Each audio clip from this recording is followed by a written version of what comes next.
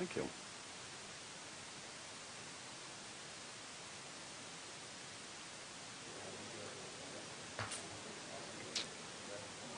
Okay.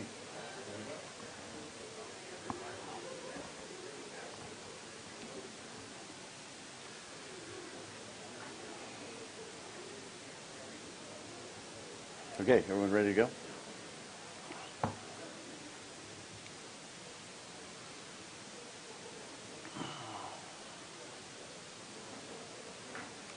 Good.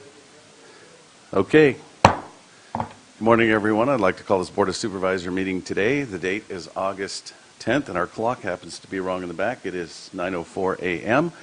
I'm going to ask everyone to please stand. I'm going to ask Kathy Harwell to lead us in the Pledge of Allegiance, and then please remain standing. Laura Williams from the Church of Jesus Christ of Latter-day Saints, the Modesto Stake, will be leading us in prayer.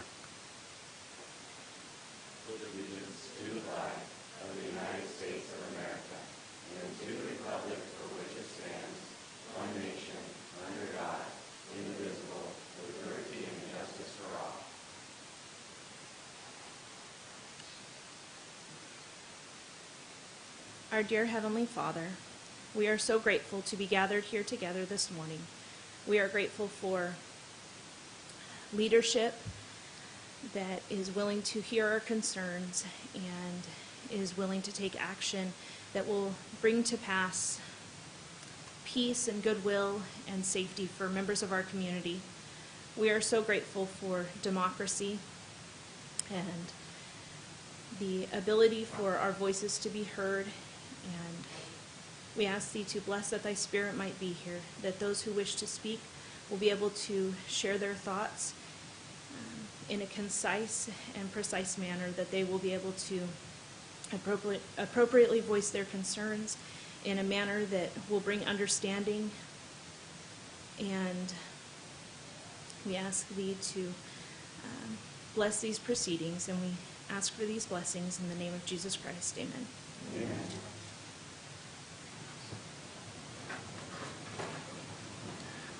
Thank you very much, Laura.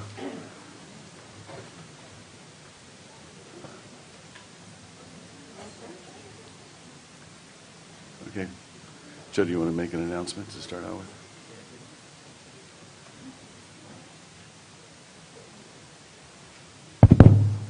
Good morning, Chairman Chiesa and members of the board, and welcome everyone to the Stanislaus County Board of Supervisors meeting. We do have one requested change just in terms of the order of the agenda presentation today. Item 10 is our legislative fiscal management report. We'd like to move that up in today's order to be right behind our two scheduled presentations under item 3 and just prior to public comment. We'd like to do that in order to provide an update on the COVID-19 emergency response to the Board of Supervisors prior to taking public comment today. Thank you. So we're going to move up, and I think that'll make us a little more efficient, because that'll be the opportunity for, I think some people want to speak regarding COVID or something associated with COVID. So move that up in the agenda to allow, instead of during public comment, you can speak if you have some issue with COVID or vaccines, you can speak during that time. That'll be our third item.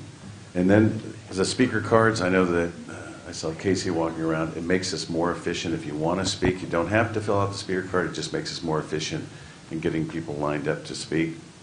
If you don't want to fill one out. And then please, when you come forward, state your name so it's easier for the minutes. If you only want to give your first name, that's okay, but we like to identify folks. And with that, we're going to move on to the first presentation, item 3.1. It's accommodation for Catherine Harwell, or Kathy as I know her, Director of Community Services Agency, upon her retirement from Stanislaus County.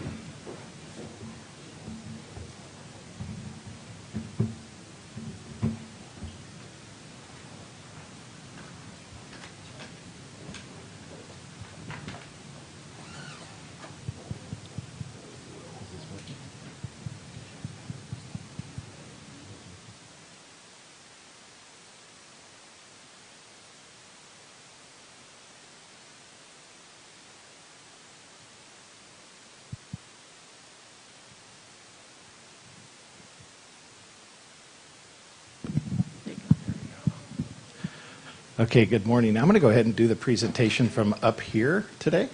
And I'm going to ask our Community Services Agency Director, Ms. Kathy Harwell, come on down. There you are. And for those of you who know Kathy, you know that she's never alone. She's actually got a companion with her today. She's doing some guide dog training.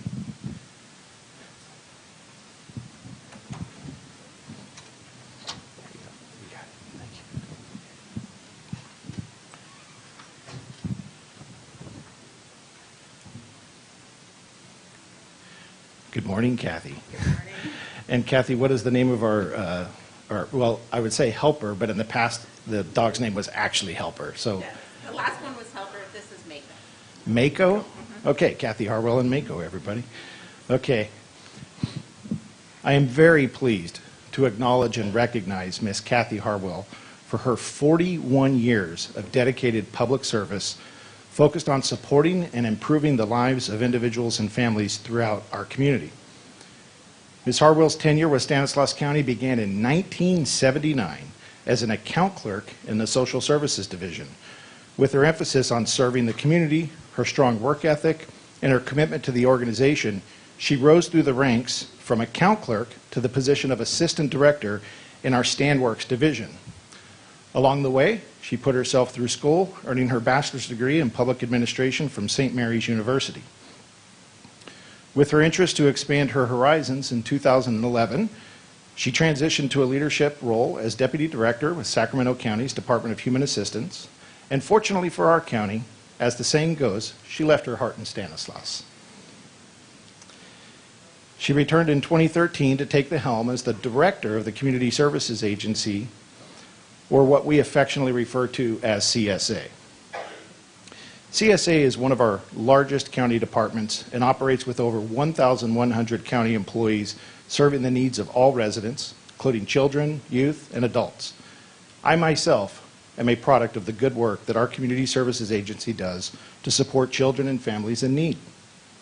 In her capacity as director of CSA, Ms. Harwell has provided exceptional leadership to a very dedicated team of public servants working within the guidance of our vision, mission, and values to ensure the health and safety of children and families on their journey to independence and self-sufficiency.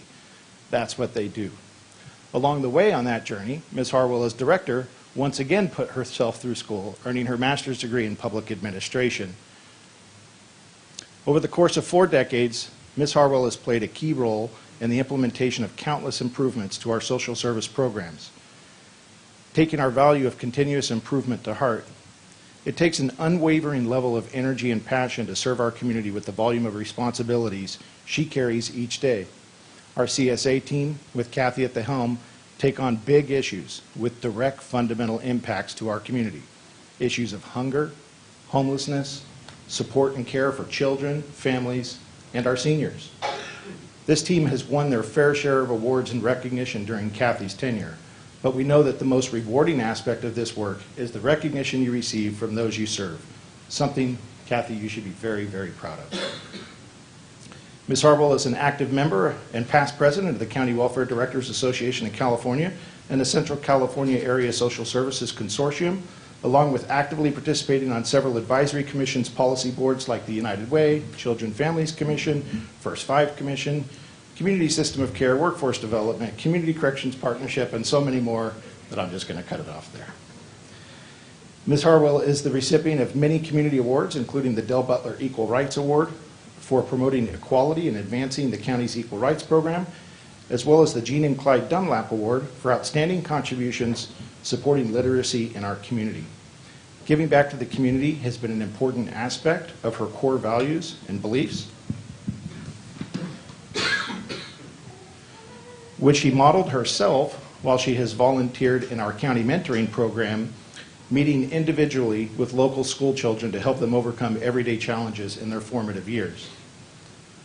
One of the trademark qualities about Kathy, as mentioned, is her compassion for people and animals. She is well known in our county family as a strong advocate for the visually impaired families in our communities. As a guide dog trainer, she can make a lasting impact for visually impaired citizens by providing a specially trained dog as a companion who brings mobility, freedom, and independence to those in need. I'm going to miss seeing these dogs at our department head meetings. It is a little challenging being CEO every now and then, but I snuggle next to one of these dogs, and it just makes my life a little bit easier. So I'm going to miss that, Kathy. It's really hard to adequately recognize and express our appreciation when someone pours their heart and soul into improving this community for 40 years. Kathy, on behalf of the Board of Supervisors and our entire leadership team in Stanislaus County, I say thank you and congratulations on your well-deserved retirement. We know you have great plans as you turn the page to this new and exciting chapter in life, and we wish you and your husband safe travels as you enjoy yourself in retirement. Congratulations, Kathy.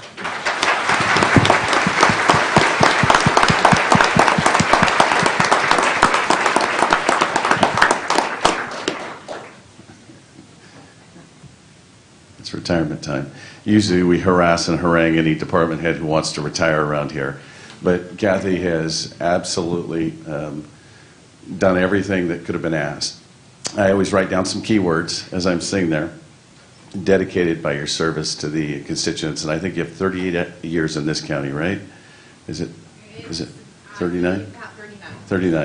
39 years. Compassionate. We've heard the compassion, but I've seen it firsthand. I served on the Children and Families Commission. She's got a soft spot for animals, children especially. Your department handles lots of things, children. You're high energy, even though her dog is not high energy. If you ever hang around Kathy, she's very high energy, type A, extremely responsive, and always prompt to meetings. I will tell you, you're as close to irreplaceable as I can recall on any of our department heads, probably in my existence on the board.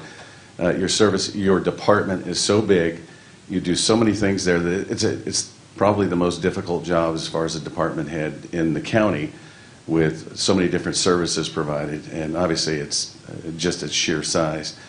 And you've done just a tremendous job. And I know I speak on behalf of the board. I'm lucky enough to stand up here, but we are so proud of what you've accomplished here in Stanislaus County. And I consider you a personal friend. I see all of our children and family. I see your department out there, and I know you'll have an opportunity to thank some people. But again, from the bottom of my heart, we have a resolution, and then we always have a clock. We're still trying to figure out why we give people a clock as a board. To keep time, because now is when you're not supposed to keep time. When you're retired, you're supposed to get in your fifth wheel or you're on the plane and not look back. But again, the resolution doesn't give enough, and I think Jody pointed that out just for your service and everything you've done on behalf of the board. Thank you so much, and we're going to miss you terribly. So I'm going to give you an opportunity. Thank you so much. You talked about when I started as an account clerk so many years ago, and never had envisioned at that day that I started county employment that all of the county would become such a family to me. So I just want to thank my husband and daughter couldn't be here today, but they've been there the whole time in that support and that encourager and that cheerleader, and I want to thank them, and I want to thank our whole entire county family. And the community. It takes a community to do the work that we do at the Community Services Agency. We touch the lives of over half of the community, and it's because of what you do and what you believe in that we're stronger and we're healthier because of that. I want to thank the board. I want to thank Jody and the team here at CEO's office. The support that you provide our agency is unwavering. We deal with difficult things, and you said that, and we've always appreciated that support. And then to our county employees and our management team, many of our managers are here today. This work takes all of us, and you are the best, and I'll say that. I know we got a lot of county managers and county employees, and I'll continue to CSA. You guys rock it. You're there every single day, committed, and serving our community, and your dedication is unwavering. And I want to thank you all, because it's really through all of us that we build a healthier community. And it's just been an awesome career. It's hard to believe it's real, but I'll continue supporting community and finding other ways to continue to dedicate time. So thank you so much to everybody.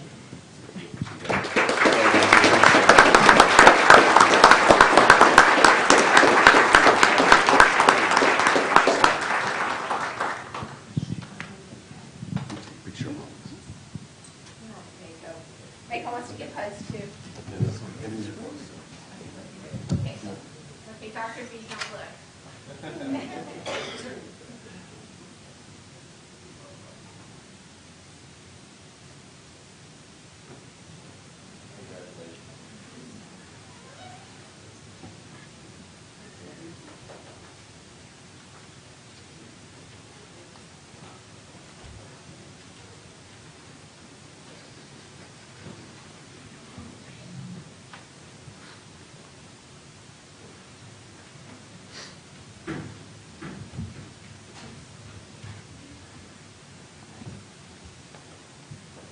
One last thing is that Kathy was supposed to retire some time ago, and she stayed on until we had a recruitment done. So again, people are committed.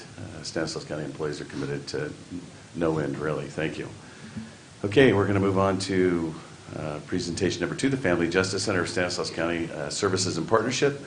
The Executive Director of the Family Justice Center, Lisa Mantera-Moore, will be presenting. Good morning, Lisa. Good morning. Thank you, Angelica. Hello, I'm Lisa Mantera-Moore, the Executive Director of the Stanislaus Family Justice Center, also known as the Family Justice Center of Stanislaus. We have our new website we can put up there. Should we be able to do that?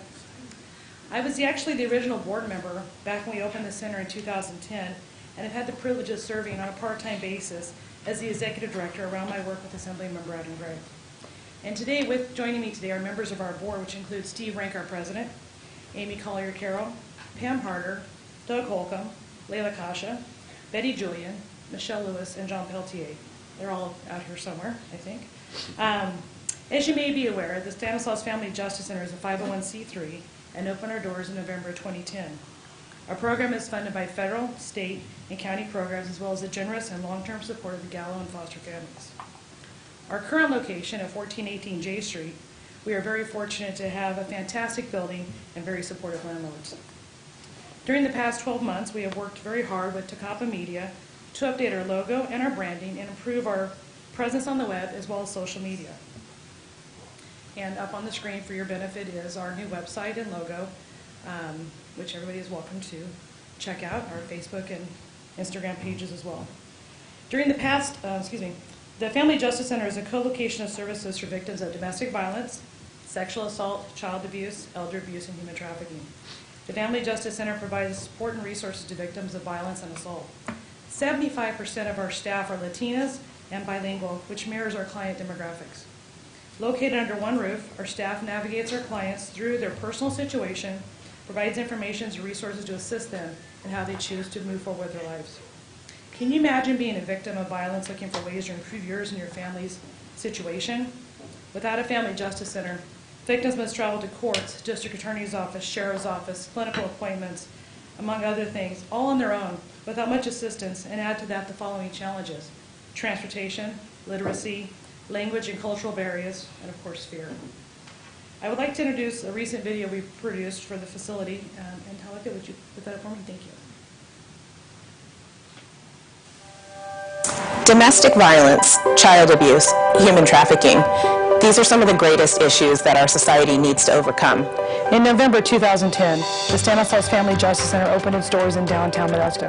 At that time, the concept to provide services to people who needed assistance, to put them into places they can find the resources they need and avenues so they can find justice. The Family Justice Center is here to help all members of the community. That includes families or individuals. So here at the center, I am the first point of contact for clients and figure out what kind of services they are seeking so we can best help them with our resources and get them situated. I am one of the navigators here at the center. Initially, I help clients who are experiencing abuse. This is a safe place. We don't share information with outside agencies. If you are looking for a service that's not specifically here, I can also connect you with outside agencies. At the end of the day, it's going to be your decision, and whatever you decide, I'm going to be here to help you. The priority of the Civil Legal Unit is safety and well-being. So we focus on temporary restraining orders, emergency custody orders, but we also work with other family law matters like dissolution, legal separation, child custody, and child custody modification. I am here to help you and guide you along the process. The criminal justice system can be complicated, but we're here to walk you along every step. I run the Kids Zone and Camp Hope. Whenever we get a new client, I do what I do to give the children that are going through the same situation as their parents a voice. I'm here to comfort, and I'm also here to make connections to other partners here. I can make referrals to our navigators who would then tell the parents what the children need and how we can assist them. The center's work continues to grow. We provide services to people of all races, colors, religions, and backgrounds. We're very proud of the work we do here. The individuals that work here are passionate about those they serve. We make a difference in the lives of others.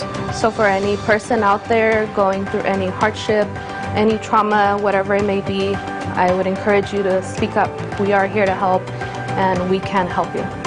People who come to this center know they'll receive respect, justice, and information for their life in the future. Anyone in our community who finds themselves in a place of crisis, please reach out to the Family Justice Center. We're here to help. Together. Together. Together. Together, We break the cycle of violence.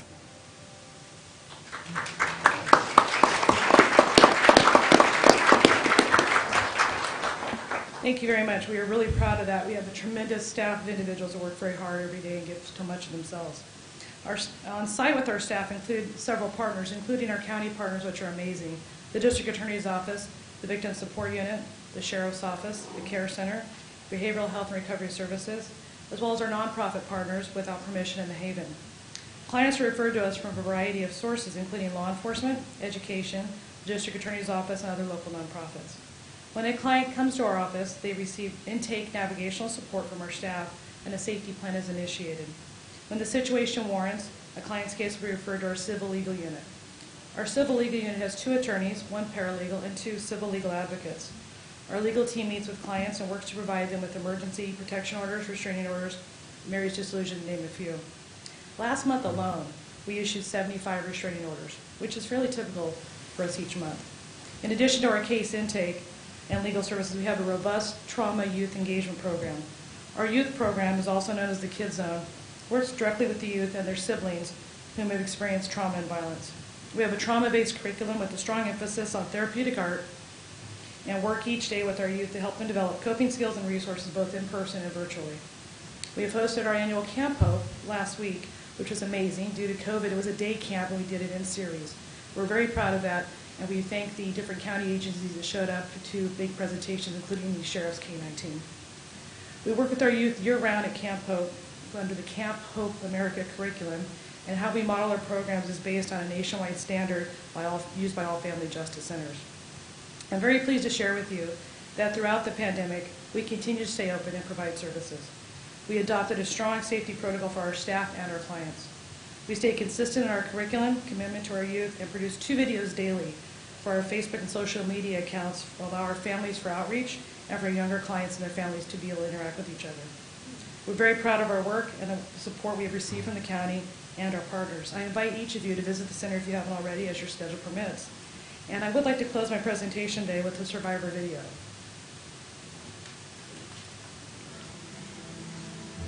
The day that I walked through the door, almost 5 years ago, it'll be 5 years ago this February, and I was actually sent here by Stanislaus County Sheriff's Department, and I wasn't really sure what to expect when I got here. What led me to finally leave my situation was when the abuse changed from me being the only target to my children being targeted. And that was where I drew the line. And I had to walk away for them. When I left, I had no friends, I had no family, I had no support system. I was lost, I was confused, I was scared, and I was in this completely and utterly alone. I didn't really even know what I needed. And frankly, I don't even remember the questions that I answered, the paperwork that I filled out. But everyone was so kind and understanding, which was such a stark contrast to everyone that I had been involved with, not only with what brought me here, but prior experiences in my life, I was believed. I was validated. I was understood. I was accepted. I felt loved. And that was not something that I expected. My kids initially were worried, but as time wore on, my children loved coming here. They still love coming here. That is all due in part to one of the lovely women that used to work at the front desk. She let my son know that she saw him, and he absolutely fell in love with being here because he felt safe. Being a client here has probably been one of the best experiences that I've had when it comes to working with any agency. They became the voice of reason that I needed, the advice that I needed, the strength that I needed when I didn't have it. And because of that, it really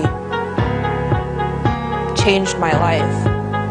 Leaving was hard, but staying was even harder.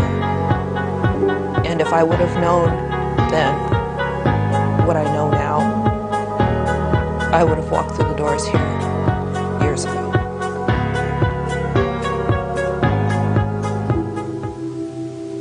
Together, we can break the cycle of violence.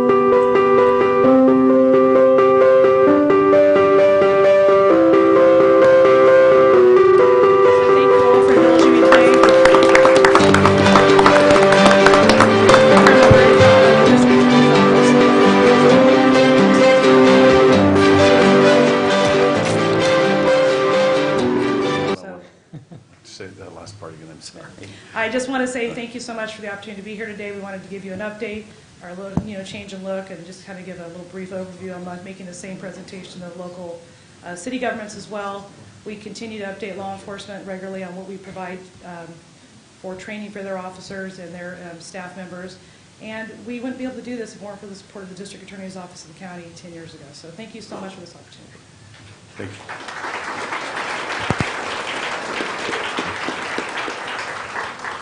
So I know that back the district attorney led this, and Carol Shipley was very instrumental. I always like to mention her name, and she was very passionate about it. And she was. It takes what they say all the time. It takes a village to raise a child, and so you can't give anyone too much credit, but she deserves a whole bunch of credit. So thank you, Carol, if you're watching. I'm just going to jump in here. Lisa, thank you so much for what you're doing and everybody involved in what you guys do. I see you daily across from my office, and every time I see somebody walk in there, my heart just stops to think what they're going through. But I know that they're going to the right place when they walk in there. So thank you guys very much, and thanks for the presentation today. Yeah, I just want to echo my colleagues' comments. Just thank you to the Family Justice Center. You guys truly make a difference for our residents here in Stanislaus County, and we just greatly appreciate all the services you provide. So thank you. All right. Thank you very much. All right. Now we're going to move on to a COVID-19 update.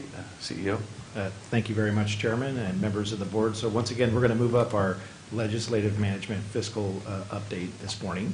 And I have asked Dr. Julie Weishenpine, our County Public Health Officer, as well as Mary Ann Lilly Dengowski, our Health Services Agency Director, to provide the board with an update on some of the latest data related to COVID-19 and any emerging issues that we see in regards to new rules coming from the state and any information they can provide to the board, as well as to provide the board an opportunity to ask them questions.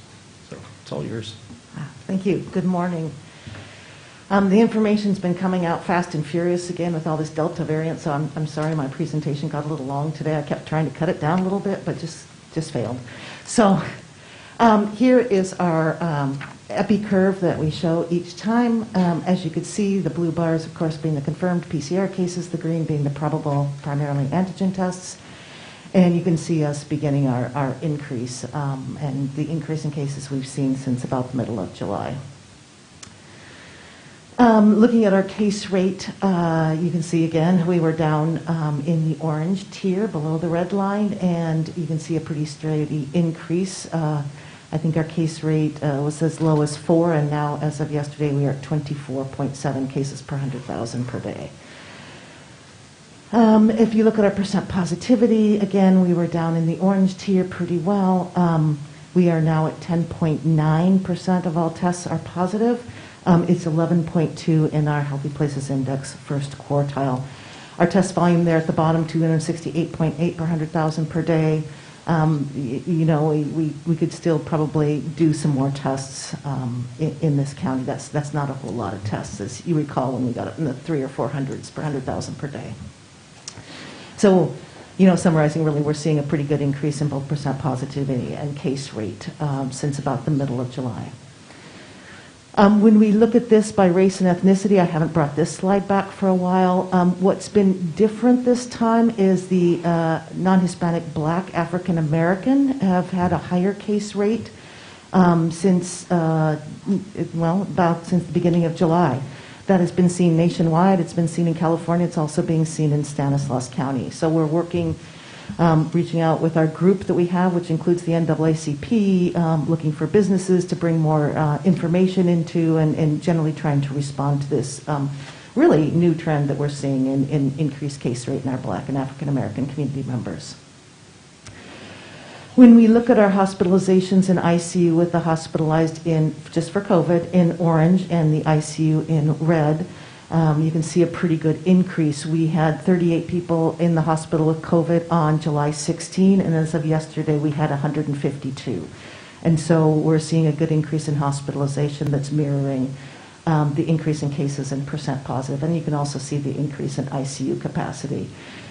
You know, looking at the slope of increase, so I put a nice black slope line in my, you know, low-tech way of looking at slopes on the first one, and then I added that slope line onto the next one. You can see that the winter surge had a quite a bit higher slope, but honestly, this summer surge, again, is following the slope of the summer surge of last year. It really is matching it pretty perfectly. So statewide, most of the modeling has shown that this will probably a surge like last summer, and right now we're absolutely tracking that way as well. So more to come on that. You know, my crystal ball doesn't always work when I try to predict the future, but it looks like we're headed towards a surge that's like last summer's surge. So as we look at our case rates by vaccination status. Okay, could you stop for 1 second? You guys will have an opportunity to speak. Now we're going to sit and listen to Dr. V, and I appreciate that. Thank you. Thank you. So as we look at our case rates, this is Stanislaus County data. As we look at our case rates, these are cases per 100,000 by vaccination status, and you can see the unvaccinated in the solid blue line. They're technically not fully vaccinated, and the fully vaccinated in the dotted blue line. And we continue to see very good protection from the vaccine. We'll be talking about that more as we move through this presentation. This is a graph that I brought, oh boy, maybe around February or March, and I look at it each week, but bringing it back again because there's been a lot of discussion about whether what we're seeing, if we're seeing younger people being hospitalized. So here we have the cases in blue as the median age by week, and then hospitalizations in orange and deaths in gray. And if we look at the orange line, what we can see is in our winter surge, if you look around December, January, you can see that the median age, which means half of the ages are above it, half of the ages are below it, is around 65. So if you're looking more towards June or July, what you're seeing really is the median age being somewhere between 50 and 55. So meaning again that half are above that and half are below. So I would say that by looking at this graph, we are pretty much seeing a decrease in the median age of people being hospitalized. For the case rate, you can see it was pretty much in the 40s, and it's coming down maybe 35, so getting a little younger with the cases as well. So these are data from the CDC, so this is national data looking at outcomes by vaccination status. And what you can see is infection is 8.3 times more likely in someone who's unvaccinated, hospitalizations 25.2 times more likely, and deaths 24 times more likely in people who are not fully vaccinated versus those who are fully vaccinated. So we're starting to get some numbers onto these data. As we look at the expectations, so I believe it was last time I was here when I talked about looking at what is the expected proportion of cases who are fully vaccinated versus not fully vaccinated. And talking about, well, if everybody in the community is vaccinated, 100% of your cases would be fully vaccinated, right? And if it's 0%, then 0. So this shows you the curve of expectation. So if we're looking at us being around 45% fully vaccinated, we would expect about 10% of our cases to be in people who are fully vaccinated. And I would have to say we're probably tracking right in that area. You hear from the Bay Area about how they're seeing more. Well, they have a higher fully vaccinated population, so they're going to see a higher proportion of their cases in fully vaccinated. So I think this is a very nice graph to try to really continue to explain why this happens and what the expected case rate is. So I'm going to go on to the Delta variant and talk about this. So I had shown this very early on in the pandemic where we looked at on the y-axis going up, you look at fatality scale, and on the x-axis going across, you look at how many people each individual spreads to, right? We call that the R naught when we're talking about transmission. So originally for the coronavirus, the original strain, we talked about that being about 2.5, somewhere in that range. So every infected person on average spread to 2.5.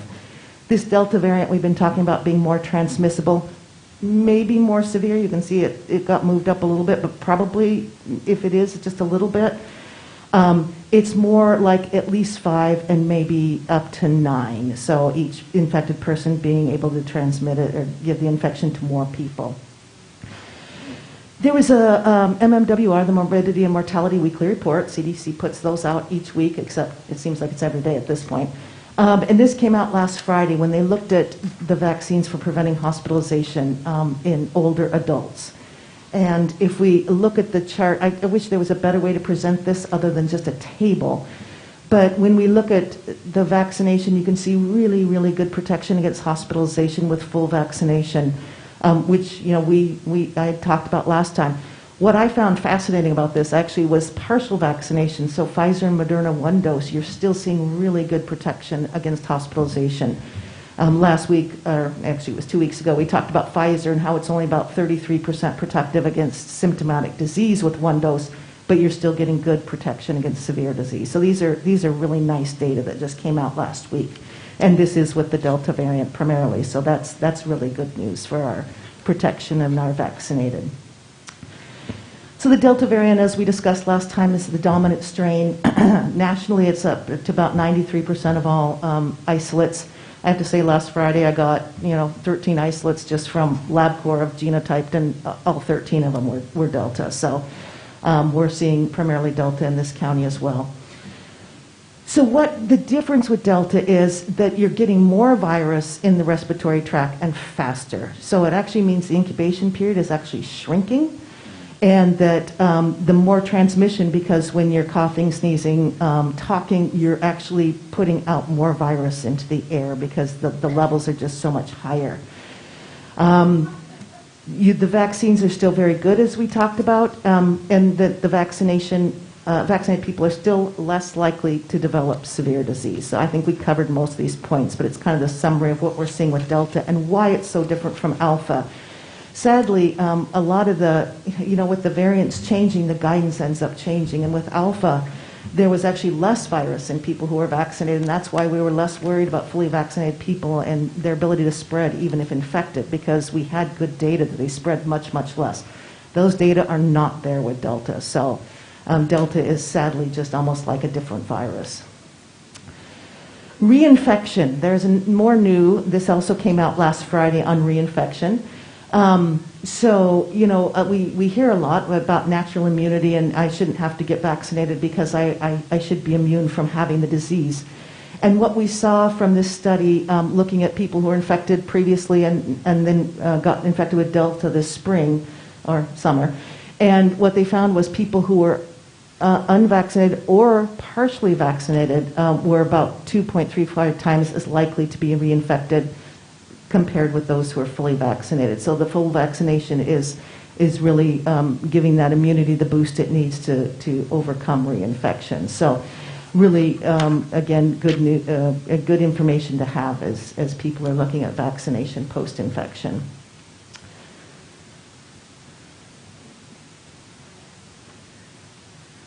So previous infection is not sufficient for protection against infection. I think the thing just died. There seems to be confusion about when you can vaccinate after you've had a COVID-19 disease. You can begin as soon as you're no longer in isolation. We don't want people getting vaccinated who are supposed to be in isolation, but after that you can give it. The caveat to that is that if you received a monoclonal antibody, you must wait 90 days for that antibody to leave, because you need your immune system to develop that immunity against the virus and not have that monoclonal antibody that you were just given be the one responding to the vaccine. So it's just that if you did get monoclonal antibody, you have to wait 90 days, but if you did not, there isn't a 90-day wait, which is often what we hear people saying, that they have to wait 90 days. That actually isn't true. And then what's in the news now is additional doses. Call them boosters, call them additional doses. And there's a lot of people talking about it internationally, nationally. And so there is no indication for any additional doses at this time. As we showed, the vaccines have been very protective against severe disease. It is actually not allowed to give a third dose or an additional dose, I should say, because it might be a second dose with the Johnson & Johnson. It's not allowed under the current FDA authorization. And but ACIP is meeting this Friday to talk about really what's a 3-dose series for people who have a weakened immune system. Some people want to test for immunity and say, well, I want to get a test and get an antibody test after vaccination and see if I responded, but there really isn't a clinically licensed test available in the United States to do this, and so we can't do that. So they do have them for research purposes. And as you can see here, when you look at people who have decreased immune system, really those we're most worried about is those post-organ transplant in the yellow. You can see that their immune response, the proportion of people that respond, the percent, is lower. The blue dotted line is the healthy controls at the top. And when we talk about cancer, if you have solid cancers, breast organ, liver, lung, things like that, pretty good response. It's really those blood cancers, the leukemia, lymphomas, as expected, because that's your immune system. And then, of course, those people who have medications that decrease the immune system. So like for rheumatoid arthritis or inflammatory bowel disease, those obviously can decrease the immune response to a vaccine. So those are really the people that we're looking at, and it's not a boosting because they don't have the immunity developed. It's really trying to give a 3-dose series to try to induce immunity. It's nice to see that hemodialysis patients are doing very well. So again, how to protect yourself. We talked about this a little bit last time, and it seemed there was some confusion. So here is what the state has said in their masking orders. Masks are required for everyone who is not fully vaccinated in all indoor public settings and businesses. Masks are required for everyone, including those who are fully vaccinated in those settings: public transit, schools, shelters and cooling centers, healthcare settings, state and correctional facilities and detention centers, homeless shelters, long-term care, and adult and senior care facilities. And then for those who it's recommended for fully vaccinated indoors and public settings and businesses. And then outdoors, as you can see, it's encouraged if you're in a crowded place where you can't distance. There's a lot of people shouting, singing. This is a place where transmission can occur. So I was going to try to show this video. I guess it's video day, guys. Let's see if it works.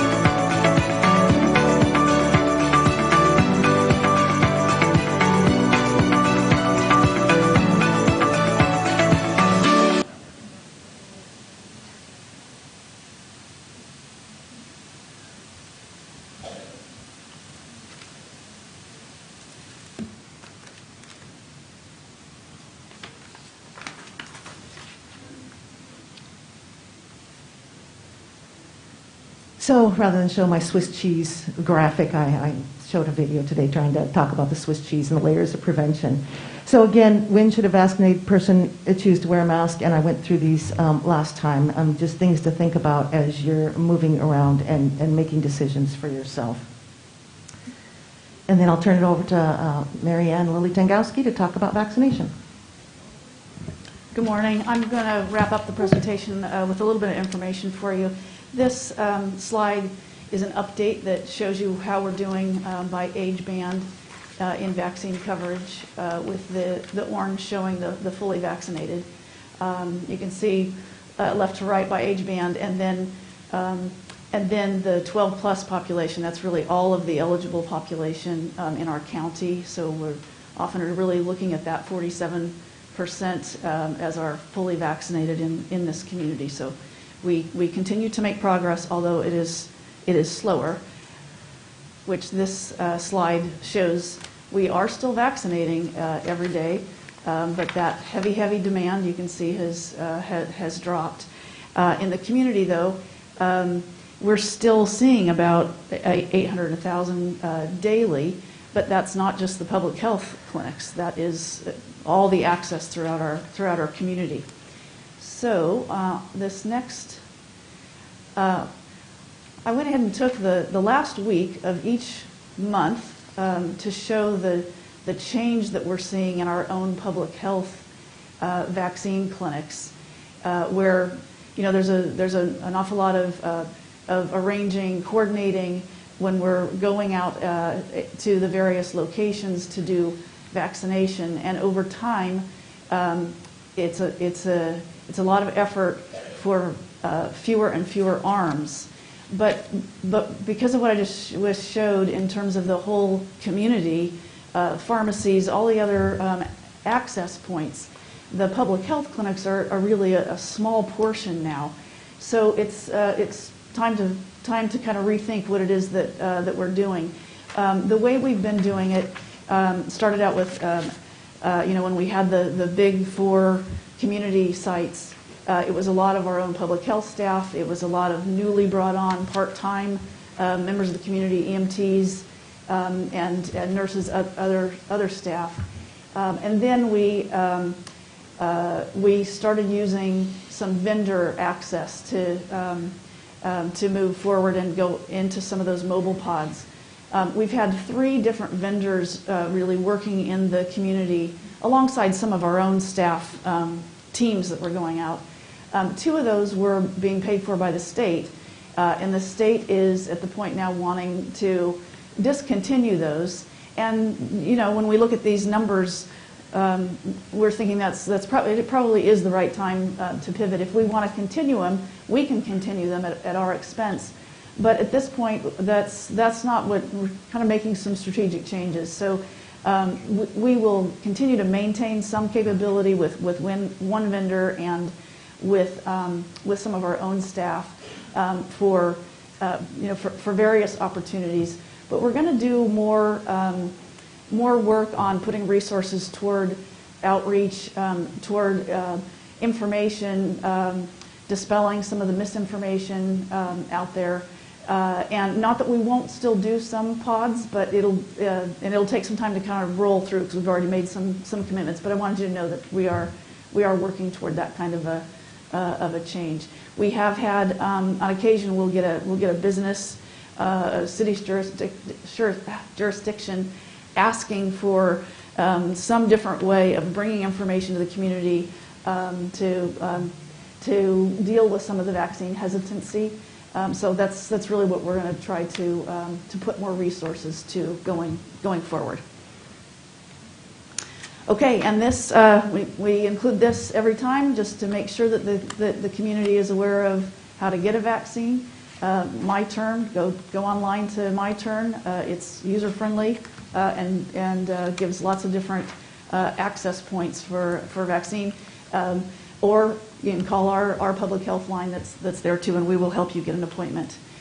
This next slide, this is on our website that continues to show where you can get tested if you're feeling the need to get tested, if you think you've been exposed or experiencing some symptoms. So again, that's on our on our website and easy to make an appointment for a test, and the turnaround time is still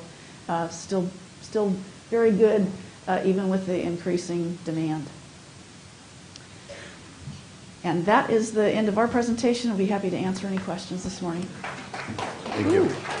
Any questions? Any questions? Any questions? So if OptumServe leaves, and obviously we're not going to take it over based on the number of vaccines, there were about 50,000, but we know that number's not real, that had a single dose. We think it's around 30 or 35. Are we having any luck tracking the folks down for a second dose? We have had some. We are doing some texting, some phone calling. With some of the response, and some polling information, we're realizing that what's probably the most important is to send that text, that reminder about where to reach out to go get that second dose. We still have a large number of late second doses, so it's just going to be, I think, an ongoing challenge for us. But it's okay. What is the depth of time people have? Yeah, so there is no maximum interval. So you don't, we've heard people think that you have to restart the series. No, you don't. If you get sick, just come back in and get your second dose. You do not have to restart the series if you are more than 6 weeks out, which is a perception out there. Okay. And then on my turn, they would do a single dose if someone could not get out of their house. Is that still the case? We send out? That system that was set up to refer to the local health department, those that are homebound and that have a special need, that system is still in place. Like I said, we're going to maintain some capability to be able to make sure we're getting to those most vulnerable that have that need. Is that through my turn, or do they call the public health department? They can do either. Either or. And our website is? SCHSA.org. Stanislaus County Health Services Agency. Or hit Stan Emergency and it'll take you there too. Got it. Okay. I'm sorry. Oh, yeah. And go ahead. Yeah, so I've clearly seen what some of the public comment is going to be today, and I think it's important that while you're, because when we're done with this presentation, we'll excuse our team and take public comment. But I do think it's important to ask a very basic question. We know that some public agencies in California have issued, through public health officer authority, have issued vaccine mandates to some degree. Has Stanislaus County issued any vaccine mandates from the public health office? No. Okay, thank you. So, but California Department of Public Health is the one that's responsible for the guidelines that you showed on the screen today, Yes. correct? Yes. Okay, so if there's no further questions, hold on. There'll be a chance during public comment. Any other questions from our board?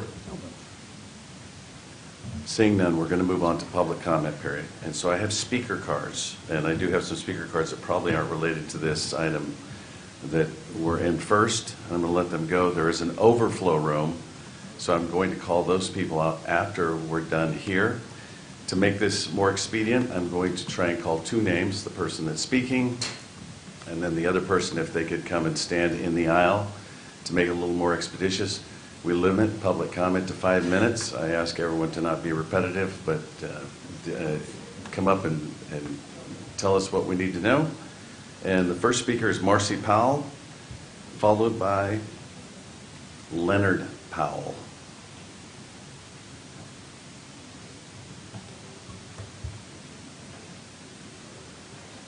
Good morning, Marcy. Good morning. Sorry, my husband. Lenny, can he go first? Oh, he can go first, sure. Do you want to switch it?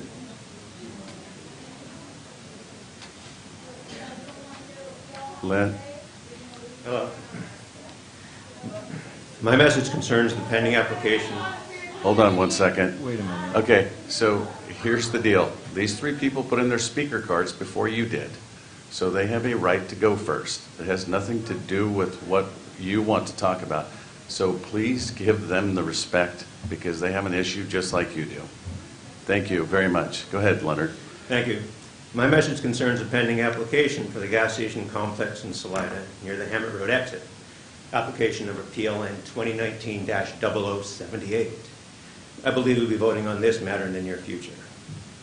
County staff and the Planning Commission are asking you to commit an illegal act, which you absolutely must not do.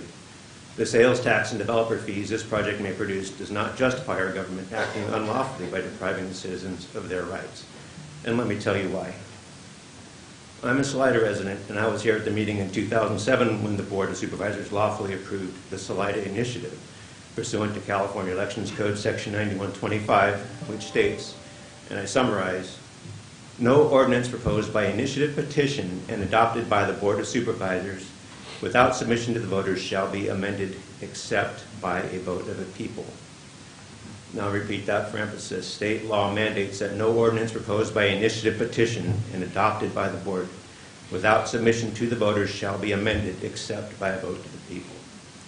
So this state mandate is superior to the county ordinances, and it only authorizes the voters and prohibits the Board of Supervisors from approving PLN 2019-0078. Unfortunately, the County Planning Commission recently voted to request that you approve this controversial Salida gas station project as recommended by county planning staff. But let's be clear, the rezoning recommended in this project is an amendment to the Salida Initiative, and you do not have the authority to rezone the land as requested and required by county staff's recommendation.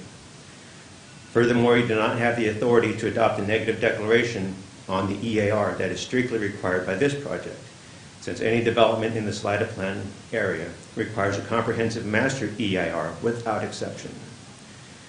Due to the overriding state law, if you vote to approve the project, you will be unlawfully taking my ability to vote, which follows the recent nationwide trend of governments taking away people's rights to vote. And since I have told you all of this, you'll be doing it knowingly. If several of you take this action, you will be conspiring to deprive me of one of my civil rights.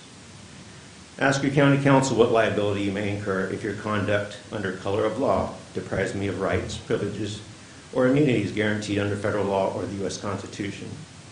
Such conduct may subject you to personal liability for criminal conduct that the county cannot shield you from. It's clear and obvious that somebody will sue you if you commit this unlawful act. County planning staff attempts to justify their recommendation by asserting these parcels were included in the initiative's Salida Community Plan due to a draftsperson's error. But this is a lie. This is a big lie. Draftsperson's error is not a maxim in law. It does not appear in my law dictionary. It does not even come up in a Google search. The term was made up just to allow the selected parcels to be carved out of the Salida Initiative in order to develop them. But let's explore if there may have been any error at all in the Salida Initiative's community plan. Back in 2007, these parcels were clearly described and illustrated as being in the Salida Initiative community plan maps, which were widely circulated and reviewed, closely scrutinized at all levels of local government, approved by county council, and approved by some 24,000 registered voters before being presented to the board for approval. This review and scrutiny was open, thorough, and perfectly legal. The county records will show that all of this is true. The bogus claim of a draftsperson's error is only based on the fact that these selected parcels were previously rezoned in an earlier community plan, so they should not have been included in the Salida Initiative's community plan. But there's no truth to this claim. It's an empty assertion meant to persuade you to commit an unlawful act. It is an option not based on any law or planning principle. Pushing this draftsperson's error lie is following the recent trend of if you tell a lie big enough and keep repeating it, people will eventually come to believe it. State law simply prohibits the board from amending the initiative's Salida Community Plan or rezoning the parcels in this project. You only have one lawful choice on the Salida gas station project, and that is to vote no to staff's recommendation on PLN 2019-0078. Anything else is clearly illegal and may result in a lawsuit and or criminal prosecution and could not be more offensive to the citizens of Stanislaus County. Thank you. Thank you, Leonard. Next up is Marcy Powell, followed by Miguel Donoso. And I will tell you that it was expected to come before the board next week, and it's been pulled from the item. Yeah, I guess he said it's moved because of a hawk or something. We just want to make sure we get our, Yeah, absolutely. you know, the sooner you can evaluate and see something, the better. I think it's important to point out the fact that my husband indicated, you know, our rights and not being shielded. And that goes through everybody in the county, staff, you guys, everybody. Nobody is shielded if you take away our right. And we consider you voting yes on this would take away our rights to vote. The irony of the thing is, I was against the Salida Now. I was in here, I was one of the few people against it.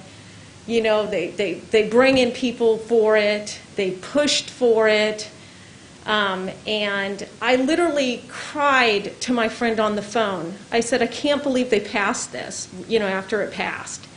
And my friend calmly told me, don't worry about it. So I quote her, she said, vengeance is the Lord's. And at that 2007 meeting, when I went before you guys, I had mentioned, if you go back and watch the video, I had mentioned that the Salida Now people had posted signs on empty houses. And that was the precursor to the falling of the economy. There were empty houses, during that time. And it's too bad you guys didn't pick up on that, because you might not have passed it realizing, what do you mean there's empty houses? Why would there be empty houses? The nice thing is that actually made me money, because I sold my house before the market fell. So vengeance was the Lord's on the developers, but God did bless me. Thank you very much for that, Lord. So I'm here to tell you that it is my right to be able to vote. And when you had 24,000 people sign that they wanted it on the ballot, and the Board of Supervisors chose not to put it on the ballot by saying, yes, we're going to pass this, that was it. It's locked in stone. I'm sorry if you don't like it now. But if you try to overthrow this, basically what you're saying is in the future, if a board doesn't like the petition, well, they'll just pass that petition, and then later on they'll pretend like it was a draftsman error. Now, I don't picture any judge in this state agreeing with doing that, because this would set a precedence, and judges do not like to set precedences, because the judge above them goes, what the heck? So keep that in mind. I'm sure your county council will tell you that's true. And thank you for your time. Thank you very much for your time. Next up is Miguel Donoso, followed by Melissa Kelly. Melissa Kelly's on deck. Thank you, Mr. Chairman. The last time that a lot of people was here, I support these people. Now, not this time, because of the Delta issue, Mr. Chairman. You can notice the majority of the person present here are nurses or middle-class people. The majority are white. In this case, you realize the majority of the students in the school are minorities, are the Mexican Americans, 70%. You see any parents of the low-income families here? No, because these guys are working. Mr. Chairman, this issue has nothing to do with my rights or to protect from God or whoever is protecting you. This issue is last year, the 2020, in May to September, 73% of the people that was infected was Mexican and Mexican American. These people... Hold on, I'm going to give you some more time, Miguel. Yes.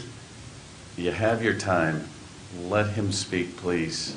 It's in fairness, and if you interrupt, then I'm going to let him go on and on and on. So he gets 5 minutes. Let's please let him finish.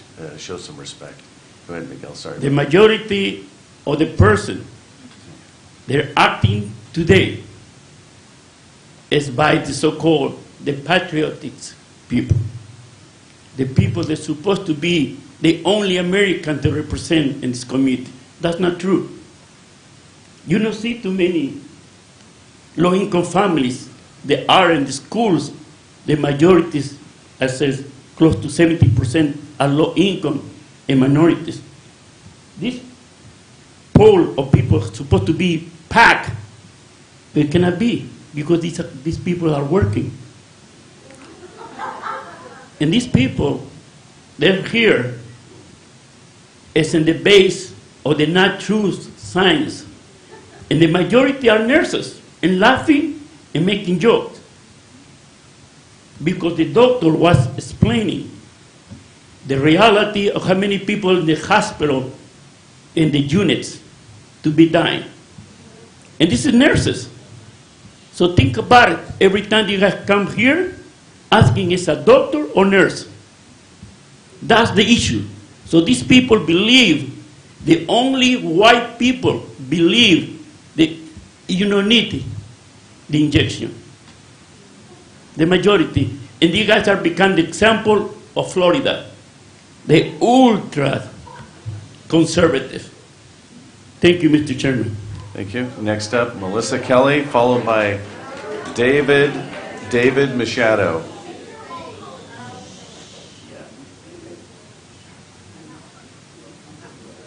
Hi.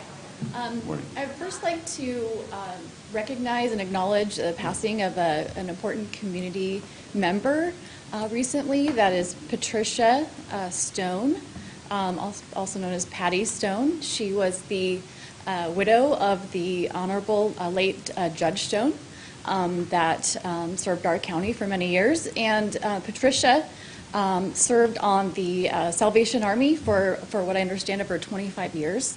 And she was a wonderful example of what it looks like to be involved with your community and showing up and pushing for the things that you believe in. So I just really wanted to acknowledge her in her recent passing. The beginning of the meeting had a very important, also a community asset, and that is keeping people safe. And I think it's important that we acknowledge that everyone in the community wants to be safe.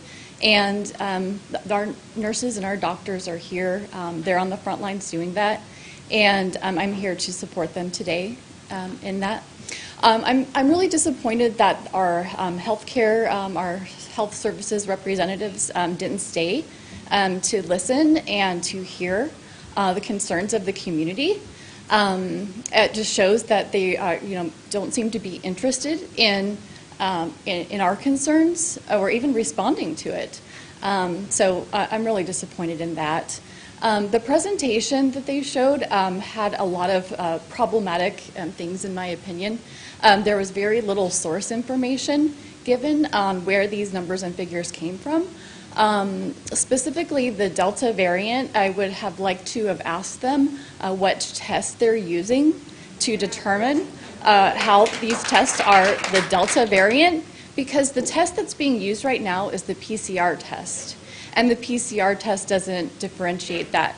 And yes, the CDC has said that they are going to change the test later on this year for that very reason, because it doesn't differentiate the Delta variant. So that's one really important question I would have liked to have asked our healthcare representatives who just walked out.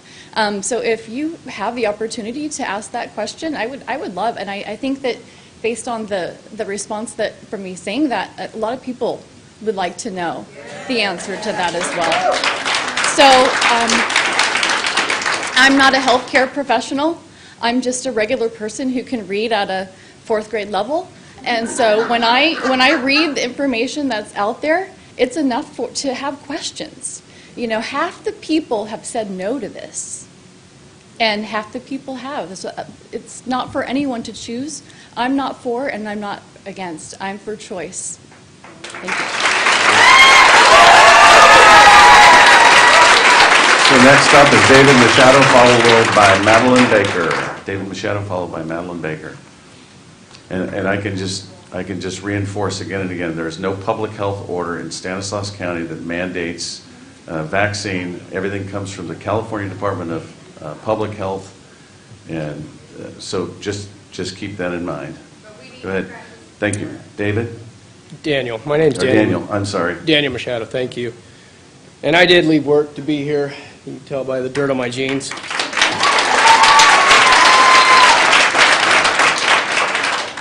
First off, thank you for the opportunity to speak. As much as this ploy by governing officials has angered myself and many others, this is an opportunity to finally take a stand and say enough is enough. This operation of fear has led to a decision point in many people's lives. It has divided friends, families, and neighbors, and is a good challenge moment for many of us to really evaluate our principles. Now, principles is defined as a fundamental truth or proposition that serves as the foundation for a system or a belief or a behavior,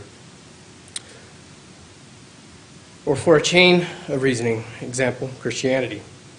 Now,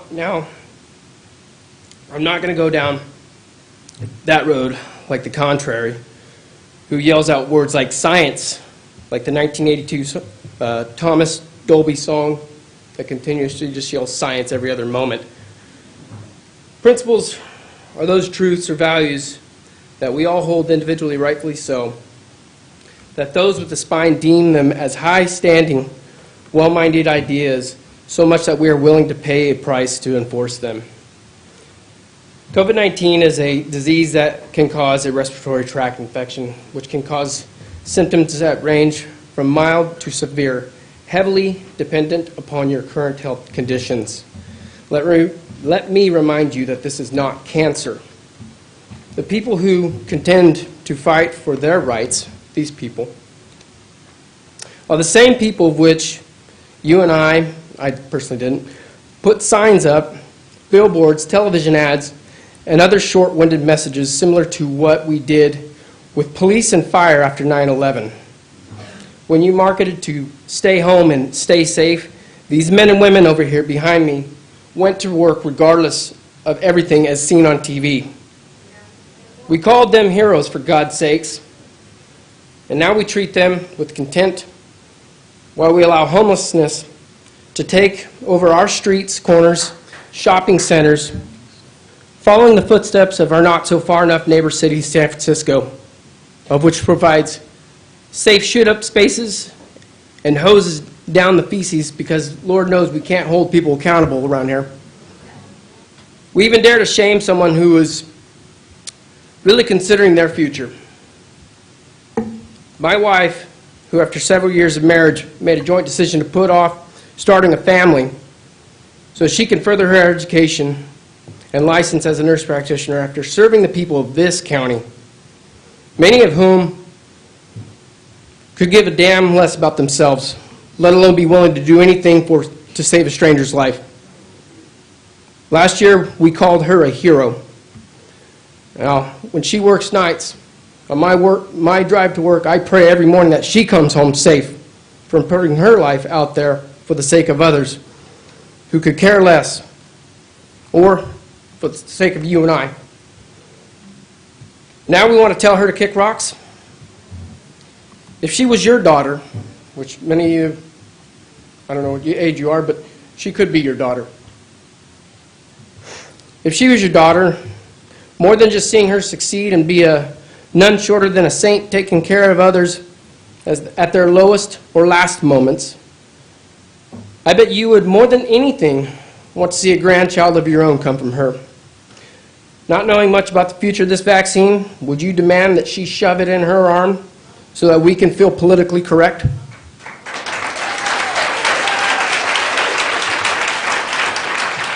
Or would you let that young lady who walked into this firestorm over a year ago and came out still risking herself while saving lives make her own choice? I'm warning you, this is just the tip of the iceberg, and I hope you don't need a nurse soon if you're going to back this.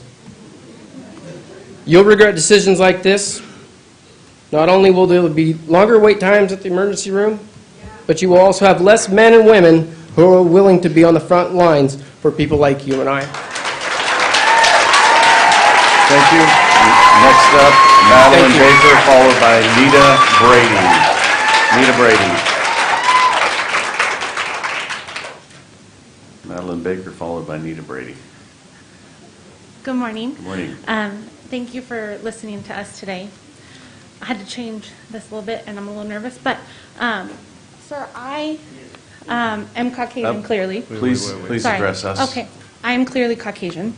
I came from a low-income family, and I'm a first-generation college graduate. I did my prereqs at MJC, and I went to nursing school down south. My first nursing job was in the ICU, both cardiovascular and surgical here in town. For the past 2.5 years, I've been a nurse practitioner, and my specialty is cardiology. I'm also a clinical instructor for one of the nursing colleges in our community. I went back to work in the ICU during this pandemic, and so I have firsthand knowledge about the direct things that we've seen. I'm here today to ask for your help and your support.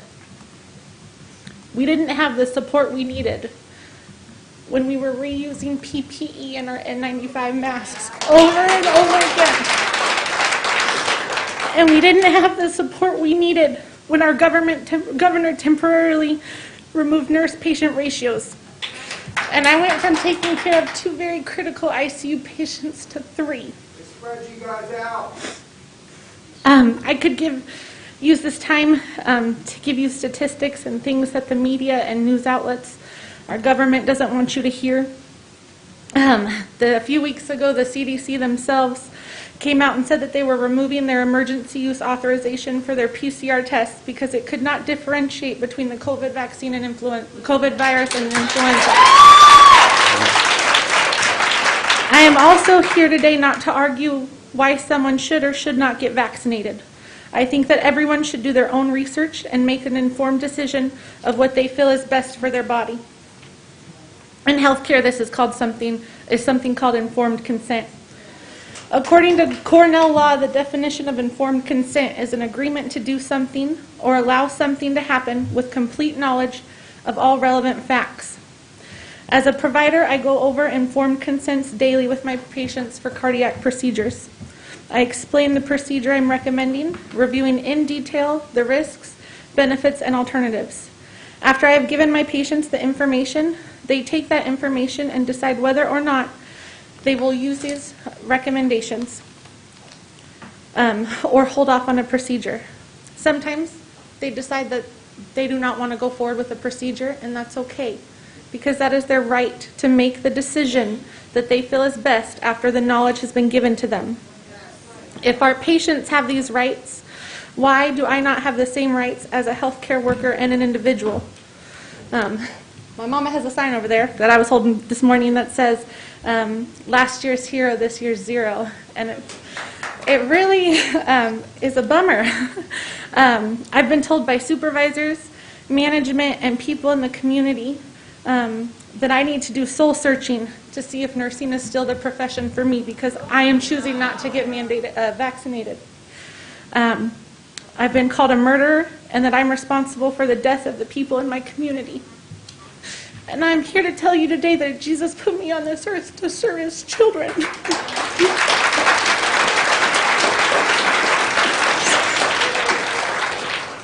We're getting our backs turned on us, and we need help and support. I would like to leave you with this, something just to ponder. Sorry, my glasses are fogging up. What is our president's, or more specifically, our governor's goal to end this pandemic? Is it to get 100% vaccine rate within our population by taking away people's liberties and using force? Even if we got 100%, if the state got vaccinated, there's still going to be COVID. Thank you for your time. Thank you, Madeline. Next up, Nita Brady, followed by Amanda Lowell. Amanda Lowell. Good morning. Good morning. My name is Nita Brady. I've been in this community for about 31 years. I've been very involved in this community in many ways. I, too, am disappointed that the healthcare representatives did not stay to hear the concerns of so many of us. And we do have a lot of concerns. I worked in a healthcare system for 21 years. I'm now retired. I'm here representing all the healthcare workers that have come here today that I work side by side with in many ways. It is a huge concern and frustration to me that there has been a gigantic information gap, misinformation, and even flat-out lies about the virus and about this vaccine. It is an experimental vaccine. I am not an anti-vaxxer. I believe in vaccines.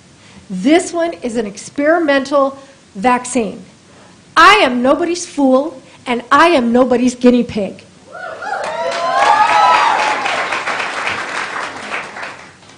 I have a sign that says, "My body, my choice." Remember that one? My body, my choice. No mandated vaccines. It is a violation of my rights. It is a violation of everyone's rights if they do not want it.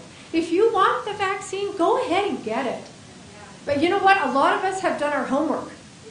We have done a lot, hours and hours and hours of research, and listened to credible scientists, virologists, doctors. They're not dummies. They have research. They've been in the trenches for years. And they have concerns. They have doubts. They have very real concerns about how this vaccine has already affected many people. I mean, look at theirs. Look at the reporting. And we know that about 1% gets reported to theirs, the vaccine adverse reactions. If you will do some homework, you'll see that there are thousands of people that are dying, healthy people, young people, and that have horrible adverse reactions to this vaccine. Okay, other people haven't. Well, maybe not yet, but there are many that have. And so why should we have to take that kind of risk on a virus that has a more than 99% recovery rate, for pity's sake?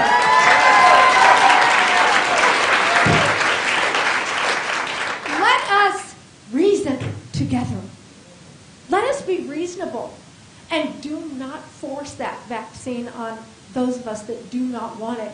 And it is being forced. If you are denying people services, if you are denying people their employment, you are forcing it, and it is wrong.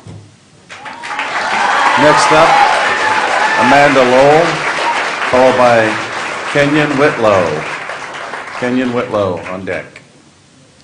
Good morning. I just want to first say thank all of you, hardworking Caucasian men, for allowing us all to speak this morning.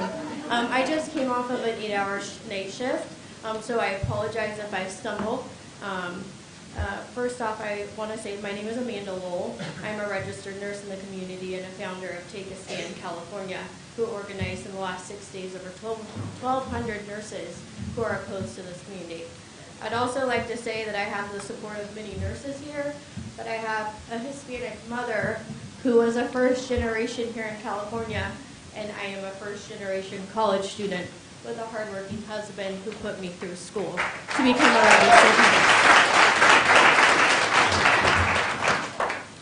I'm here for support in opposition of the state mandate requiring all healthcare workers to receive the COVID vaccine by September 30th. I know this has already been said, but I'd like to give the definition of informed consent. I think a lot of us in this room know that meaning, but I'd like to share it with you this morning. Permission granted in the knowledge of the possible consequences, typically that which is given by a patient to a doctor for treatment with full knowledge of the risks, possible risks, and benefits. I want to tell you that this vaccine is still under emergency use authorization. The risks are only currently being studied, which does not allow for full informed consent. Because labor and delivery is my specialty, I'd love to share that worldwide there are only 11 studies being done with pregnant women. Of those 11 studies being done, only one of those studies has been completed, and it is a study on vaccine hesitancy. My pregnant coworkers, they're being told they cannot receive an exemption just for being pregnant. I don't know about you, but I think our pregnant population, anyone for that matter, should not be experimented on.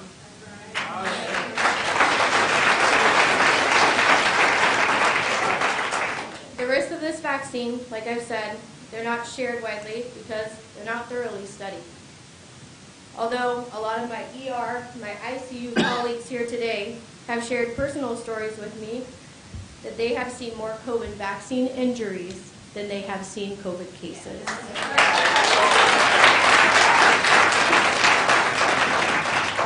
Those vaccine injuries include, but not limited to, myocarditis, pericarditis, blood clots, strokes, and in the end, comfort care. I'd like to tell you that we've proudly served this community in our front line for the last year and a half.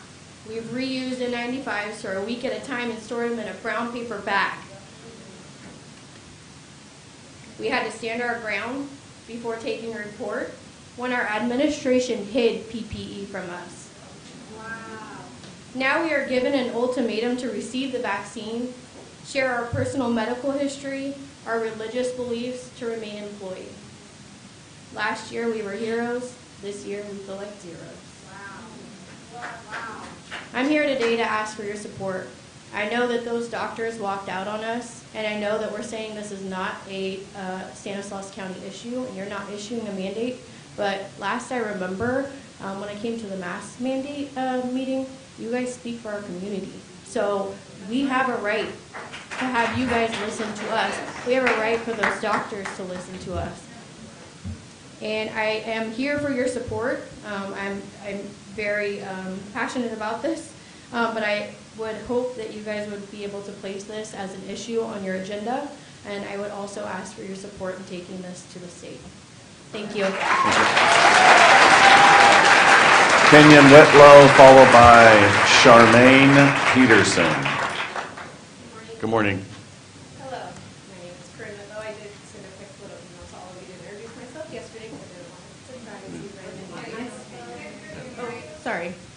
It's either my voice or I feel like I'm about to. She can turn it up. Just lift it up. Just lift it up. There you go. Okay. Can you hear me? Yes. Okay. Whew. My name is Corinne Whitlow, and I'm here today because I need your guys' help. I need your help protecting myself and denouncing this government overreach in the form of a state public officer order. I'm not here today to tell you about my stories. I'm not here to talk about COVID, and I'm definitely not here to oppose the COVID vaccine. What I'm here to do is to ask for your support and your guidance for helping me protect my freedom and to not be forced into a corner. In my opinion, the mandate released on August 5th, 2021 by the CDPH and Governor Newsom is illogical and short-sighted. The repercussions of this mandate will not help us fight this pandemic. We are already lacking the staff and morale to fight. It may be an attempt to curb the virus, but I feel like it's a personal attack on my choices. No, this mandate won't force people to be vaccinated, but it will force people to make decisions they may not want to make. Perhaps yourself at some point, if not already. It is also going to force our patients to spend their scariest days alone. It's going to force their family members to sit at home and worry about their loved ones sick in a hospital. If we've learned anything this last year, I would hope it would be that we cannot let our people suffer alone. This pandemic is very complex, and this mandate is a one-size-fits-all solution. Due to the complexity of this pandemic, and I realize we aren't a topic on the agenda. I know we may not leave this meeting with official actions taken, but I am asking for your support and your guidance to act on 2 future items. First, I'm asking that you meet with the people that this mandate affects. We can't tell you, there's a lot of things that can't be done in 5 minutes, and there's definitely a lot of things that can't be done with people talking at each other. At a meeting with the people who this mandate affects, it would allow us to assess at a local level how this mandate will affect individuals' health and safety, how it will affect the pandemic immediately and long term, how it's going to affect our healthcare system financially and operationally, and how it will affect our patients and their families. Also, a meeting like this would be an opportunity to talk science, have counter arguments, and have discussions with the people who've created these mandates.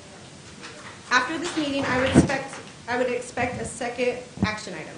I would expect to come up with a plan together to address the State Health Officer Order of August 5th, 2021, with CDPH and Governor Newsom denouncing this mandate and government overreach. People trust you, our local leaders, and we're depending on you. I don't think it's a coincidence that these last 2 months you've had community members flooding into these meetings looking for your help and guidance. It's just going to keep getting worse if we don't have help fighting for ourselves. And this is something that needs to be addressed immediately. I just want to thank you guys for your time. I want to thank everybody for being here and giving their public comment regardless of your opinions. I respect everybody here. And I definitely think those counter arguments are important, which is why I am asking for these 2 future items. I believe this mandate and government overreach is pushing people into a corner and forcing them to make decisions. And I'm not just talking about health care. I believe CDPH and Governor Newsom have met their biggest line of resistance. And if they get through us, there's no stopping them. Together, we can hold the line. Next up is Charmaine Peterson, followed by Jordan Hertwig. Hello. Hey, good morning. My name is Charmaine Peterson. I know this wasn't on the agenda, so thank you. I appreciate you hearing me out. What I want to talk about is our constitutional rights and freedom, our God-given rights as human beings, and how for the last 6.5 years as a nurse, I have advocated for my patients. I have informed them of their rights, and I have empowered them to make the best decisions for themselves. I'm not here to talk about COVID. I'm not here to talk about masks or even the vaccine itself. I want to address the mandate that was just announced last week and how it infringes on our freedom to make the decisions for ourselves. How can we go from healthcare heroes last year to asking ourselves, do I lose my rights or do I lose my job? I'm here today to stand up for my rights, for my fellow nurses, for my patients, and for my family and friends that are all terrified at what this mandate means for our future. I have to speak up, and I need your guys' help. We need to be heard. I'm asking you to contact Governor Newsom and the California Department of Public Health. We are not okay with this government overreach. I will not stop standing for my patients, and I refuse to allow anything less for myself. Thank you. Thank you. Next up, Jordan Hertwig, followed by Devaney. Devaney. I also want to thank you for your time this morning. My name is Jordan Hertwig. I'm a labor and delivery nurse. I have been for 10 years this month, actually. One of my favorite parts of my job is educating and advocating for my patients. A huge part of that is making sure that they have, as everybody has said today, informed consent, and that they understand and are comfortable with the plan of care, that they understand the risk and benefits, and that they understand what reasonable alternatives they have to getting care. In this case today, we are the patients, and this is not informed consent, it's coercion. Coercion, the definition of coercion is the practice of persuading someone to do something by using force or threats. It has not gone to force yet, but it has gone to threats. That is where we are at. They are threatening to take our careers and our livelihoods because we will not give informed consent to the COVID-19 vaccine. Every patient has to give consent for themselves. It's a very personal decision. The mandate for vaccination as a condition of employment starts with us as medical workers, and we are advocating for ourselves, but really we are advocating for all patients that have not yet given informed consent for this. We're fighting for the integrity of informed consent itself. We're fighting for the integrity of our profession. We are fighting for the principle to choose for ourselves. This fight for medical workers will set a precedence for other disciplines that have not yet been mandated, and it will set a precedence for our children and what we will get. Millions have given consent for this vaccine, and I am in support of their decision to do that. But millions across the country have also not decided to consent, and it's not by accident that those millions have not given their consent yet. They've had the choice to get it and they have not, and it's very purposeful that they have not. For this group of nurses, agreeing to this without giving proper consent and informed consent would go against the very fabric of who we are as patient advocates. And what we're asking for is time, we're asking for more research, and we're asking for reasonable alternatives to the vaccine. But more than anything, we're asking for the right to choose for ourselves what is best for ourselves and our families. Please allow us to provide for our families and to care for our patients and to not go against our conscience. For me and my family, we are no strangers to difficult decisions when it comes to giving informed consent, and I will give you some examples. As a child, I had open heart surgery. In 2019, my oldest son, who was 5 years old at the time, had open heart surgery. 2 months later, my 4-year-old younger son had a heart catheterization, and then just 8 months later, they found a 5-centimeter mass on my husband's brain that had to be removed. As you can imagine, it was a trying year for us. But I can tell you that every time my husband and I signed the consent, we fully understood the risks and the benefits. The risks sometimes included bleeding, infection, and even death. But the benefit for us always outweighed the risk, and we never questioned whether it was the right thing to do. Now we are being asked to give consent for this vaccine, and after weighing the risks and the benefits, my husband and I do not agree. Obviously, with our heart history in our family, we're concerned about clotting, pericarditis, myocarditis. That seems reasonable, right? We should have that right to decide, but instead I'm told consent to this vaccine or lose your job. That's a very different risk-benefit assessment all of a sudden I'm having to make. I should have the right to decide without worrying about whether I can put food on the table and give up the career that I love and have given the last 10 years to. I should be allowed a reasonable alternative, like masks, shields, and testing. And I am okay with those things. I'm totally fine with whatever they want to ask of me. I will gladly comply with those things, and they've worked for me through the entire pandemic. And before, I've had people tell me, surely you can get a medical exemption for the things you have gone through. No, I cannot. I've tried. I've talked to many doctors who have all denied me the medical exemption. One doctor even indicated to me that he is not allowed to give me an exemption for those things. There are rules for them on what they can give medical exemptions, and so far it looks like anaphylaxis or a reaction to a previous mRNA vaccine. It's not a new technology, I understand, but we've never given these vaccines till now. So how would I know? That is a very limited amount of medical exemptions. Who is not allowing them to give these things? Doctors have a conscience and an obligation to the conscience, just like I do as a registered nurse. Obviously, nurses are not the only ones being coerced. And can I blame him? After all, he has families, and he has mouths to feed too. This has to stop. And we may not win this particular fight, but I can tell you right now, we are more than ready to fight for this for our children. We have to be ready. We have to be aware of the precedents we are setting as medical workers. It is our job. As Corinne said, if this goes through our line, where does it stop? Thank you very much. Next up is Devaney, followed by Shannon Manzone. Hi, thank you for having us today. My name is Devaney. I've been a registered nurse for 10 years, and I just wanted to share that the core value of healthcare is treating our patients with dignity and respect. And patients have the right to decline any and all treatment and interventions for any reason, and I've always respected that. They spoke a lot on informed consent, and I feel like you've been able to well understand that. But as healthcare workers, we have worked to care for patients during the entire pandemic, and actually felt quite emotional listening to some of the stories from my fellow nurses that they went through. In return, we deserve the same respect we give our patients.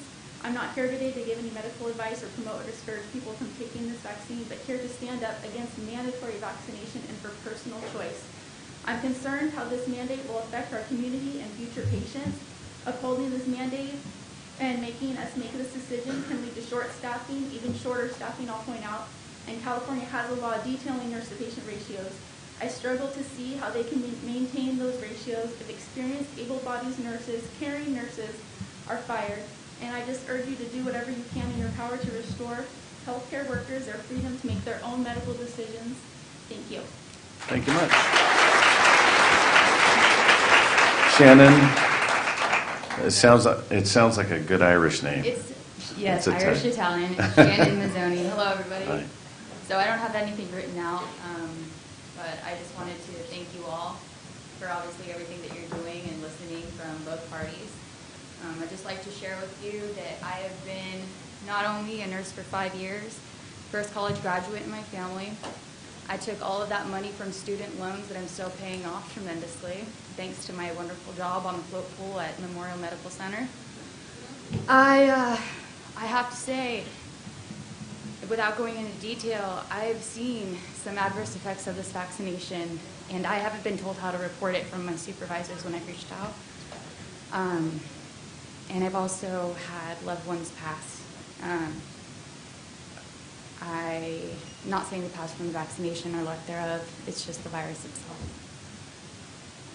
Sorry, my heart's racing, but I need you guys and everybody else here to know that no matter if you come from not much or your skin color is a particular way, I respect what you said. Please You address know, us. It's important for us to be able to have a decision. I just got married, I'm 32. I waited to have a career prior to trying for a child, and a husband prior to trying for a child. There's no studies that I've read that are set in stone as gold standard practice for conception prior. A lot of folks have talked about pregnancy and the vaccination, but what about beforehand? I would lie if I'm not scared to death for making a choice that I'm so uncomfortable with, and I'm praying to God, you guys, that I get my choice, because this is the greatest country in the world, and I want to keep it that way. Thank you very much. Next up, Michael Weber, followed by, I believe it's Chanel, having a hard time. Mendoza.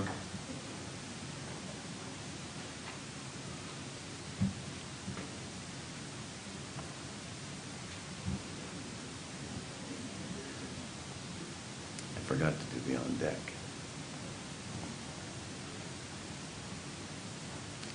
Apologize, I couldn't hear you guys from back there. Sorry. Just want to thank you for just acknowledging that you guys don't have a lot of control over what goes on with the state government. I know they have a lot more power and authority than you guys. My only concerns is with what Dr. V presented and the information she's getting from the CDC. The CDC information that she received on people who have already had COVID, who have already been contracted the virus, the study that she got from that Kentucky study was only 245 people, saying that if you've had the vaccine, or I'm sorry, if you've had the virus already, that you need to be vaccinated. That's one of my biggest concerns with that study, is it's a very small study source. So my other concern is for people that have already had COVID and have the antibodies. They're telling us that we need to get the vaccine, and that helps us against immunity. So one of the issues with that is, from what I've seen as an ER nurse myself, working on the front lines, I've been an ER nurse for a few years now, and sorry, I'm a little nervous. I wasn't even expecting to talk, but there's concerns in regards to people receiving the vaccine and who have already had COVID. They're saying that we don't have the immune response that is strong enough to fight against COVID. So the issue with that is, sorry, I'm losing my thought process here. Take your time. Yeah, right. So my issue, I guess, with that is when we are supposed to have our immune response to the COVID vaccine in regards to having COVID already and our antibodies that are in our system. For example, I have been sleeping next to my wife for the past few weeks and stuff, and she had COVID and she had the vaccine. So where's the information on that? How, in regards to people who, for example, like me, I've already been infected with COVID, and I got COVID back in December at some point, and she's had the vaccine for 6 or 7 months now, and they're telling us that we don't need booster shots. in regards to COVID because they said that it's going to be effective enough, which doesn't make any sense because if she already had the COVID vaccine and she has COVID right now, and I've been sleeping next to her, and I got tested myself again, and I don't have COVID. I haven't been infected with COVID, and I was infected back in December. So they're saying my antibodies are not enough to fight against the COVID virus itself, which I find kind of horrendous or just wrong because obviously I'm one in case in I don't know how many millions of cases there has been. So just basically, I don't know why they're saying that we need a booster shot, or we don't need a booster shot if they're saying the vaccine is, effective. And it doesn't, coming through our ER, we've seen an increase in cases, obviously, and those increase in cases, a lot of people who have come through the ER have been vaccinated. And what doesn't make sense is Governor Newsom and the California Department of Health are pushing all of us to be mandated for our vaccines as healthcare workers. And my problem I see with that is they're saying that we're the biggest issue with spreading the virus. And that doesn't make any sense to me either because coming into the ER, you have symptoms and we separate people in regards to that. So if you have symptoms, you're quarantined away from other patients. And then on top of that, if you're going to be admitted to the hospital, you're automatically going to receive a COVID swab. So we're going to see if you have vaccine, or I'm not sorry, the vaccine, but if you have the virus. So we already know before you're even admitted to the hospital if you have COVID. And they're saying that 22% or something like that is our patients coming infected in the hospital, which doesn't make any sense to me because those patients who have COVID are already quarantined, and we have to make sure we have to have our PPE precautions before we go into a patient's room. And so a lot of this stuff is not making sense in regards to what Dr. V showed us and what the CDC is saying in regards to that. So, I mean, basically, we just need your guys' help not to mandate the vaccine. Sorry, that must be my time.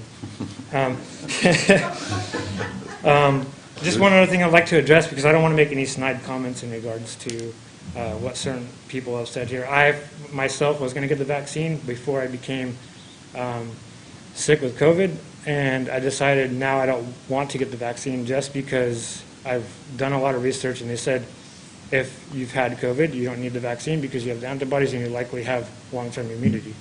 And so, thank you, Michael. No problem. Sorry to cut you No off. problem. Janelle Mendonça, followed by Perry Landis. Hi there. I do also want to thank everybody for allotting this time for us to speak today. My name is Chanel Mendoza, and I'm a Mexican-American. I'm also an incoming law student and a first-generation college graduate. I'm here to advocate for the medical and human rights of all of these fine nurses and medical professionals. I want to say that after the presentation that was just delivered today, I honestly have to concede I don't envy being in your guys' position in any respect, because it was very one-sided. It was not based on non-peer-reviewed materials, the most non-peer-reviewed materials I've ever seen. And I don't understand how, given those resources alone, that any of you could make a reasonable conclusion about the risk and the negative impact of vaccination with the COVID-19 vaccine. There is independent science that's concluding that vaccination can and will make you sicker. And the rise in cases that was indicated by the presentation is not proven to be related to vaccine-induced and reduced immunity. As you know, the vaccine is not approved, and the risk and efficacy as well as safety of the vaccine is currently unknown. The biggest problem I had with the presentation today is it did not give a voice to the thousands and thousands of people and now children that are vaccine injured and suffering. So, as I've stated, there's no legal recourse for being injured by the COVID-19 vaccine because vaccine manufacturers are not liable for damages. So I wonder about being the voice of all the vaccine injured and suffering today, since that voice was completely absent from that presentation. And I wonder if I were to bring up a boy with an enlarged heart, or a child that had become paralyzed, or a woman that is unable to operate her body, if it might change your perspective on the presentation that you saw that completely did not discuss the risks that are involved. And from a legal standpoint, from a law standpoint, we have a legal right, as you've heard, you've heard about informed consent, but it is a legal right. Because what world are we living in if the information we're getting is incomplete? If the information we're getting is incomplete, we're not within a world of truth. So in that respect, it's a lie. So as long as we can make true informed consent, that is great for our freedom. But we have to be told of the risk. And you notice today that presentation did not mention one. So I just want the board to consider how irresponsible it would be to entertain a policy that forces folks to get a medical procedures they don't want. Because medical rights, they're not just an idea, but they're a vital and very real cornerstone of the medical and hospital industry, as some of these amazing nurses have already mentioned. And it should live and breathe in all the decisions that we make, our medical rights, our rights to choose, because our humanity is so tied up in it. That's why it's important. So let's see. So please just keep in mind, supporting something in good conscience is impossible when the consequences are unknown, okay? And that's where we're standing currently. And we don't want to force anything upon these very skilled nurses that are well-versed in critical thinking, that are very well capable of stewarding their own health, considering they've been stewarding the health and the lives of so many people that are in this community. The last thing I want to say is, if the physical consequences of the vaccine rest upon the shoulders of the individual healthcare workers and their families, meaning they deal with the consequences if they can no longer talk, no longer work, if they have heart attacks, then it is they that get to make the choice. Because there is no legal recourse. There's no support system that's going to say, we're going to give you money for your family if you get hurt. That doesn't exist. So considering that the responsibility rests upon their family to pay the mortgage, to feed their kids, to get their health treatments and stuff that they'll need, they should be able to make that choice. So please, I would love to ally with each of you if you would like a chance at making an informed conclusion regarding mandates that doesn't involve one-sided presentation. Thank you. Thank you, Chanel. Next up is Perry Landis, followed by Jessica Clymer. Jessica is up next. Jessica Clymer. Hi, I'm Perry Landis. Hi, Perry. Thanks for hearing us. We're not here to fight at City Hall. We're here for your help. Because the overreach of the federal and the state government is breathtaking at this point. And that's why we're so passionate about this. I've been an ICU nurse in this area for over 30 years. I'm here with my daughter, who's been a nurse for 1 year. We're both COVID survivors. I was under the understanding all my life that you couldn't get a virus more than once. And so I've asked people, show me an article written before 2020 that would state that, and I've not seen it yet. So the Delta variant. They haven't isolated the COVID virus. So how do they know it's a Delta variant? It's not true. The depth of the deception here is breathtaking. So when you go home tonight, don't go turn on your TV and watch mainstream media. Go to alternative sources. Don't go to YouTube. Go to BitChute. Go to Rumble. Look at Dr. Peter McCullough, Sherry Tenpenny.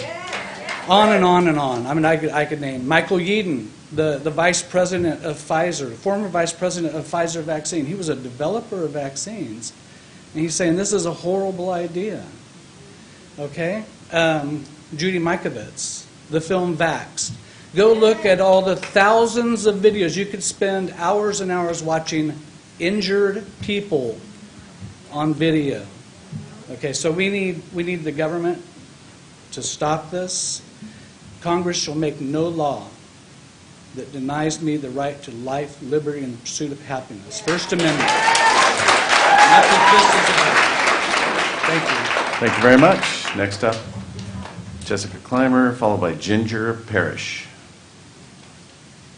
Hello again, guys. I know you saw me last week in the same 2 weeks ago in the same outfit. It's my uniform for work. I'd like to thank you guys for listening today. I'm a little bit more prepared today than I was last time. I'm being forced to take an experimental drug or be terminated from my job. September 30th is going to be a very sad day for me. It's either get the shot or lose my job. I have worked for 18 years in healthcare, and I will now need to find another career path. This mandate goes against everything I have been taught in my career. The patient has the right to refuse any and all treatment for any reason. I know informed consent strongly, as I sat with 2 of my 4 kids in the NICU at birth, 25 days each. They had to battle. You know, they wanted to see who could stay in the hospital longest. They equaled out at 25 days. Sat there day in and day out, talking to the physicians and doing my research on every option given to me to help them survive their premature deliveries, and I ultimately made the best decision for them. I also sat through last year my oldest son's open heart surgery at Stanford. In the thick of COVID, having to make the hard decisions on what is the best for him and what would need to be done if things didn't go as expected at only the age of 18. I did this as their parent, not the government, not California Department of Public Health, not my place of employment, but as their mother. Since the pandemic, I started going home every day, stripping in my garage so that I could run through my house to take a shower. That was exciting. Not wanting to possibly take the COVID home with me, not being able to hug my husband or kids first, no stopping to the store on my way home to save a trip out, doing everything I could to protect all of my loved ones at home and my patients at work. I have been exposed multiple times with no testing offered unless I showed signs or symptoms, which never happened. How can this be right? I've done everything I could to protect everyone. I literally hurt myself trying to care for others and protect them. I've finally gotten to the point that I need to start standing up and taking a stand for myself. I'm asking for your help. We are asking for you guys to help us. Help us stand up and allow us to make these decisions for ourselves, not be forced. I have thought, cried, and researched long and hard about this. I'm not saying that you shouldn't get the vaccine, or you should. It's a choice of yours. But I want that same respect. I've battled over and over again about what is best for me. And I'm just asking that you guys stand up and help us as healthcare workers who have been on the front line this entire pandemic to stand up and help us. We battled through working while our kids were at distant learning, figuring out where they were going to go, who was going to watch them, who was going to care for them. We're just asking that you back us at this time. Thank you. Thank you. Ginger Parrish, followed by Andrea Covey. Hi,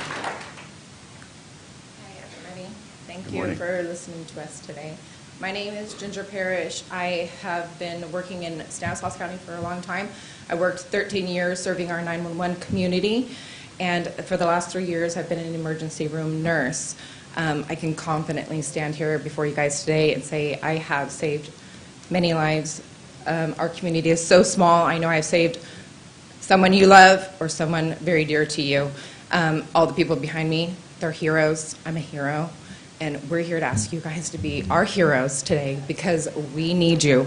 I heard you guys say that you maybe a little bit confusion here. There is no mandate here in Stanislaus County that's been imposed by by our health officials. However, we have a really big thing that I'm horribly scared about right now going on. With my history, I'm deeply embedded in this community. And with our blue-collared folks, I've been talking to everyone that I know, everyone that I've been working close with, lots of law enforcement officials, our EMS providers, our paramedics, as well as our nurses. And there is a very strong hold. I'm going to give you my estimates, about a good 50-50. That's what we're looking at about our medical personnel that help keep this community safe.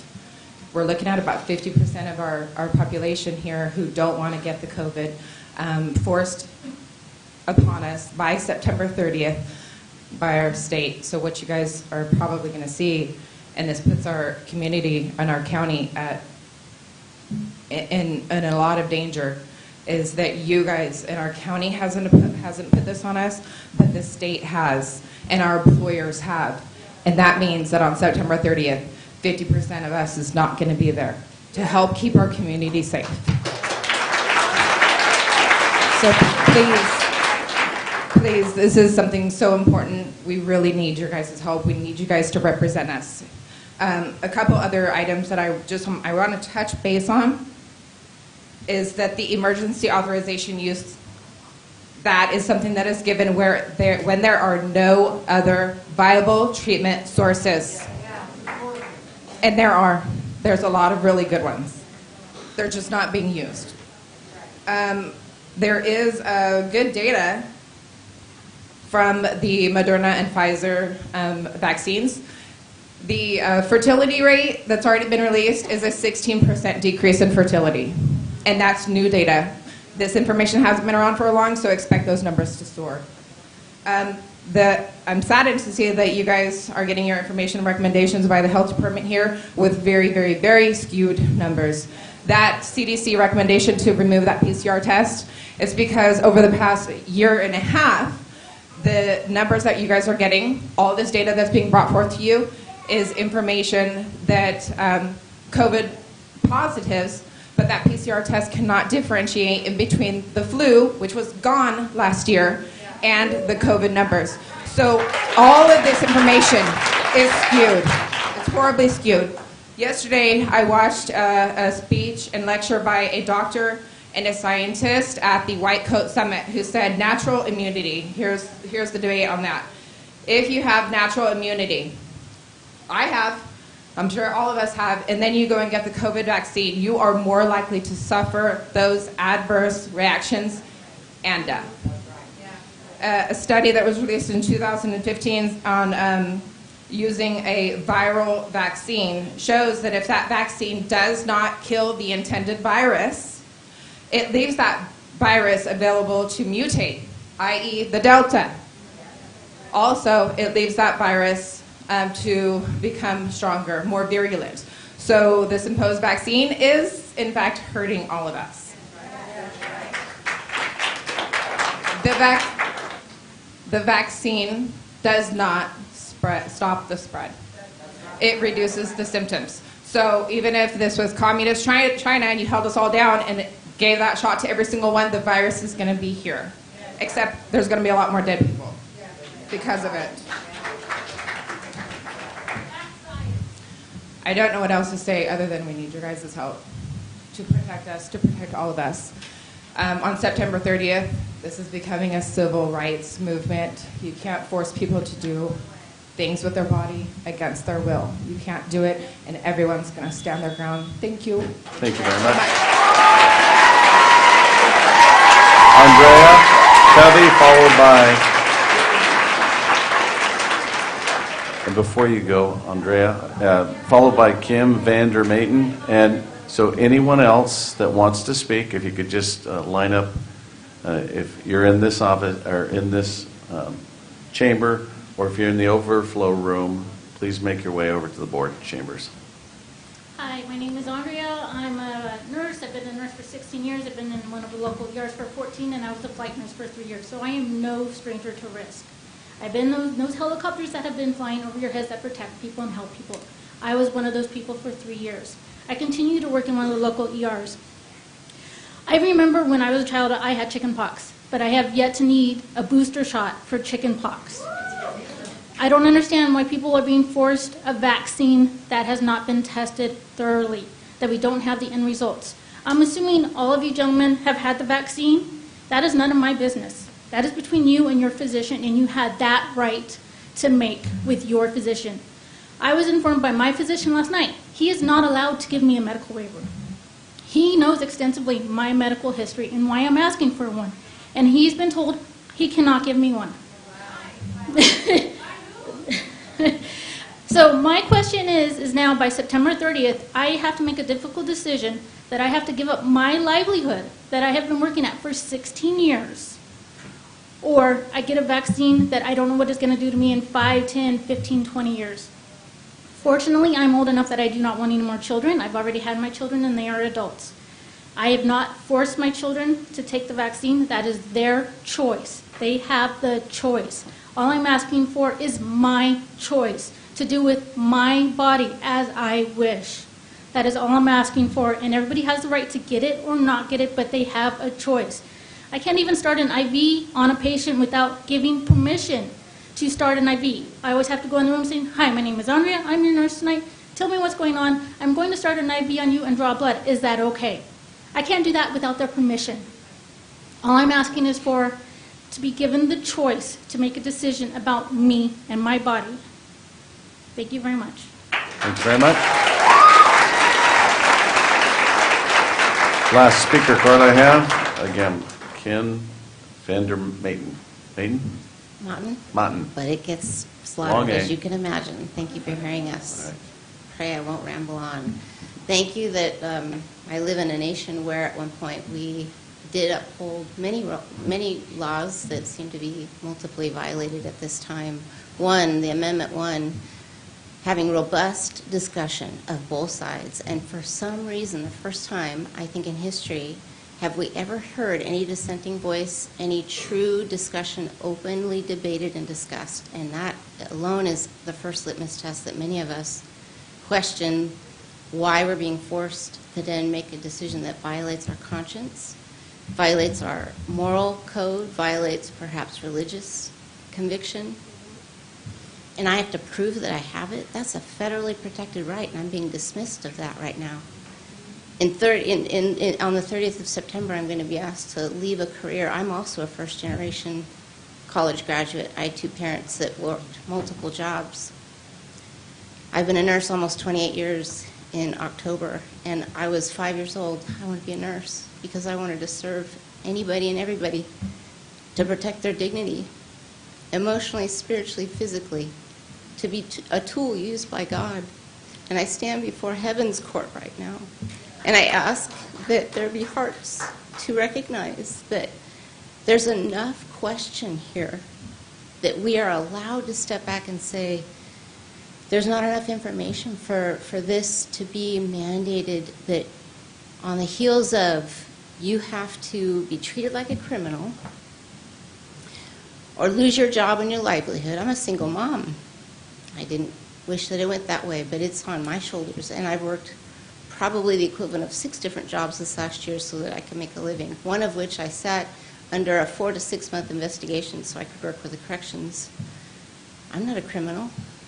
I just have a personally deep-held belief that I don't have to have a medical problem, a previous existing health issue, to invite any, or death.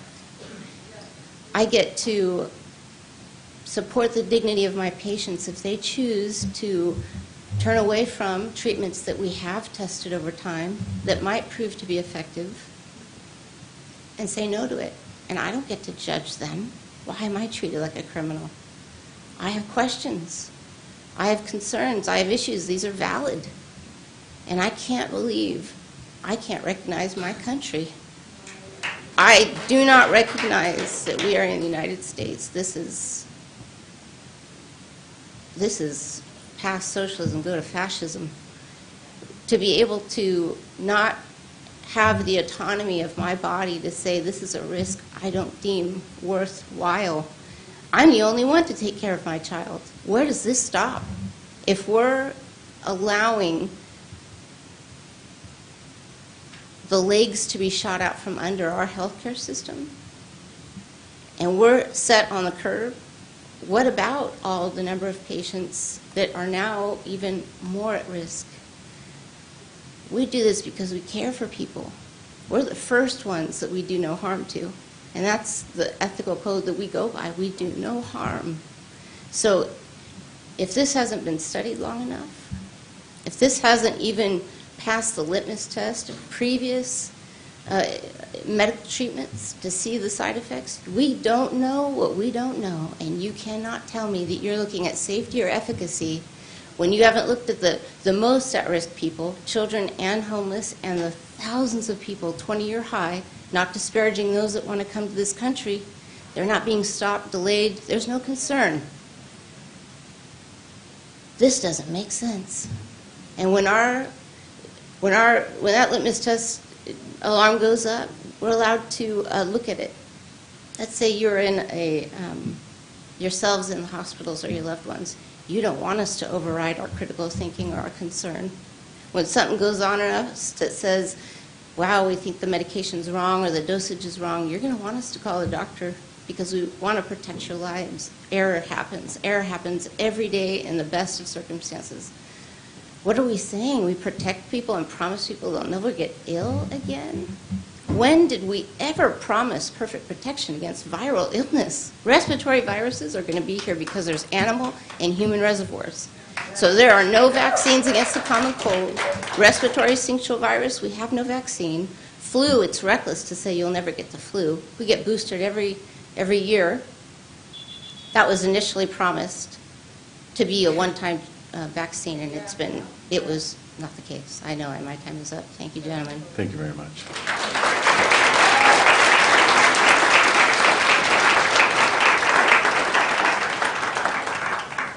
Okay. Anyone else to speak?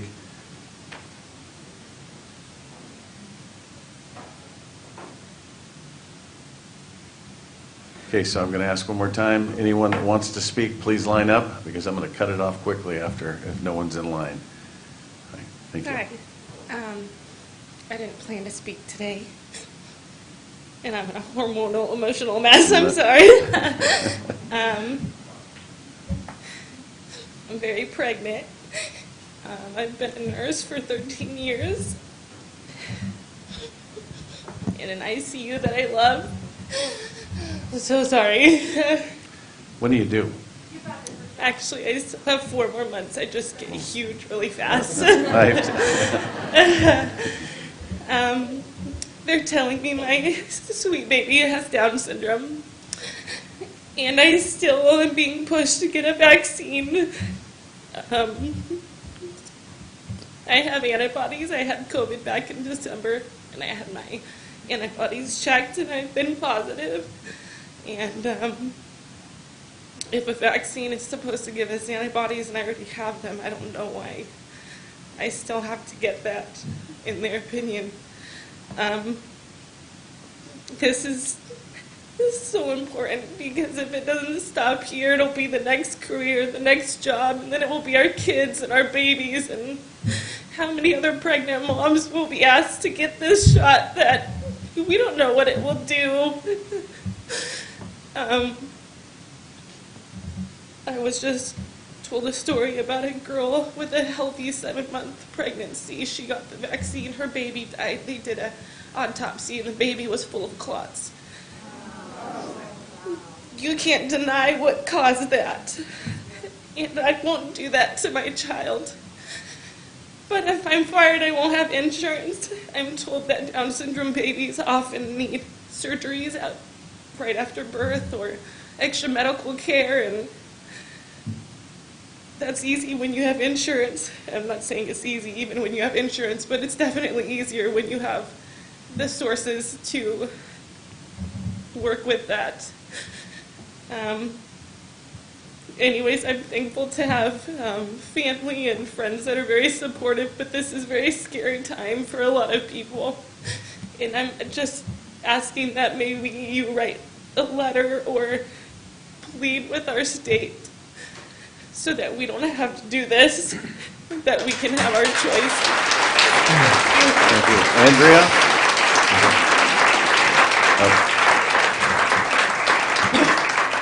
I'm just going to ask, your name was Andrea, right? Is that Rochelle? Rochelle. Thank you. Hey, good morning. Good morning. Can I get your name? My name is Babette. Babette. I'm in Merced County. My daughter goes to school in Stan County. She's in her 6th semester starting of nursing program at Stan State.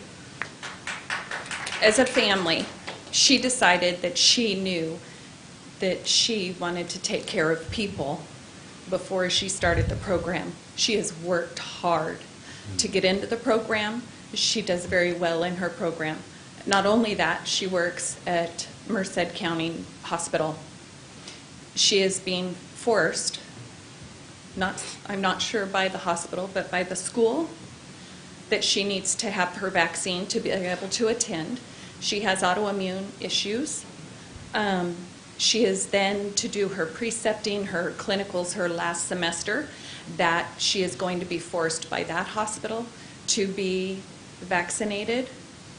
She, as a family, she is not discussing with us what she is doing because of what we all believe, and so it is breaking apart many aspects, and as a young woman that is wanting to go and do and care for people, that she is now having to decide against the possibility of not being fertile later, what this is going to cause immunity-wise for her in the future, and who is going to pay for the medical care if it is deemed necessary for her.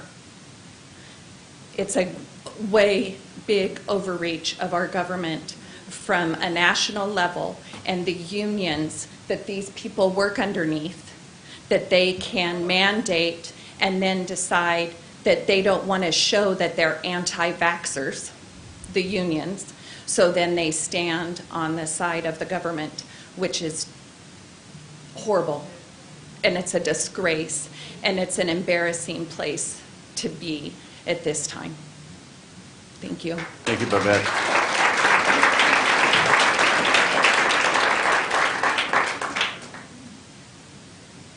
Okay, good morning.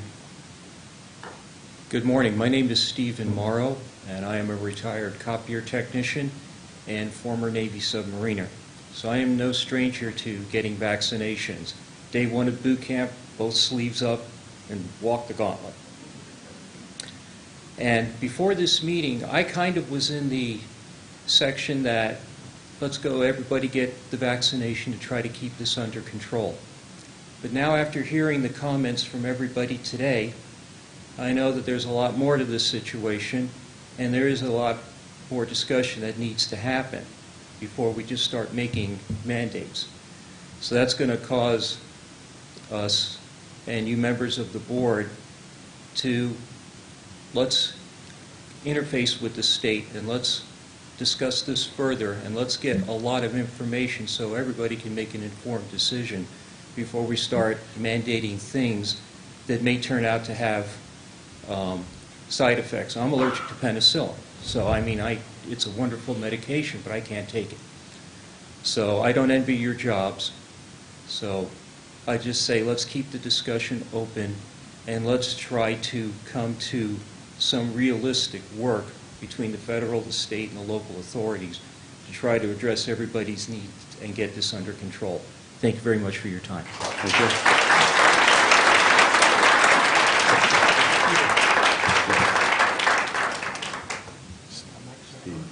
Go ahead and turn his mic on. Hold on one second. I just want to tell Stephen we miss you doing our copy machines at our office. And I hope you're enjoying retirement. Thank you for your service. Thank you. Okay, I did forget a few things, but I'm just going to mention one thing that I forgot to mention to you guys, just food for thought. Within the past 3 weeks, when I was floated to the COVID floor, I'm seeing a lot of younger people this year. I don't know if you've seen that on the mainstream media. Also, 10-week-old baby. And when our count was 24, 6 of those 24 were fully vaccinated. So with that being said, if that's like a fourth or a third that are vaccinated, that doesn't seem like it's a very great vaccination to get with the risks that I've also seen people suffer from.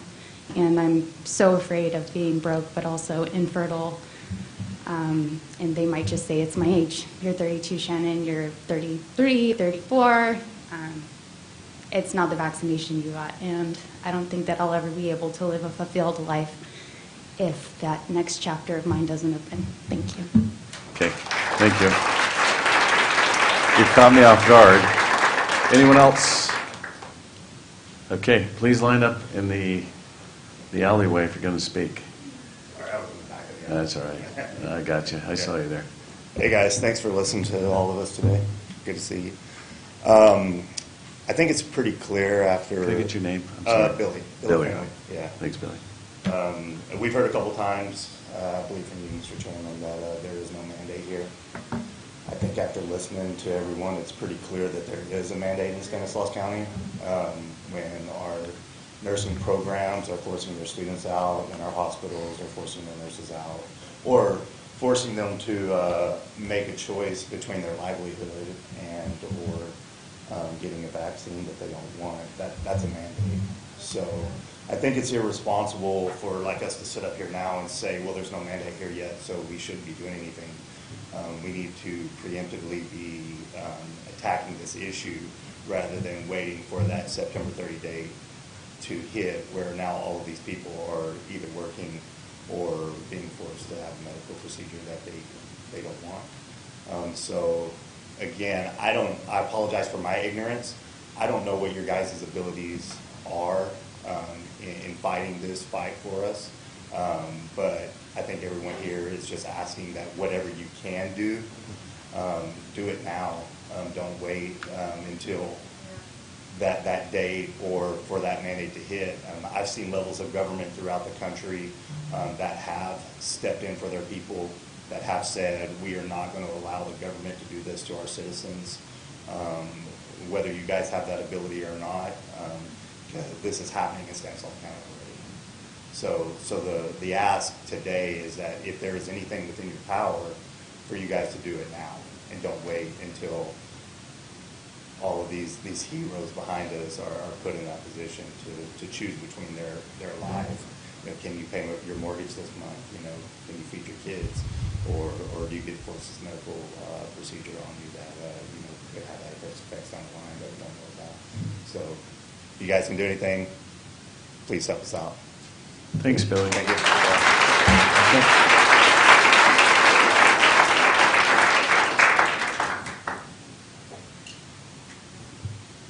Hi, my name is Remy.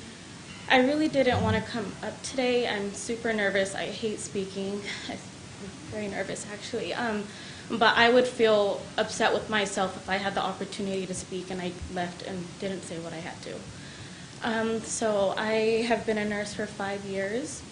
Love my job. I'm not Caucasian. I actually came up off of cash aid and food stamps, worked my way through school. Just bought a house last year. Biggest accomplishment of my life. I love what I do as a nurse. I'm a single mom. And although apparently it hasn't been officially mandated, well, my employer is mandating it now. And I'm coming down to the decision of either getting the vaccine or not working. If I don't work, I can't support my kids. I can't make my mortgage for the house I worked hard to buy.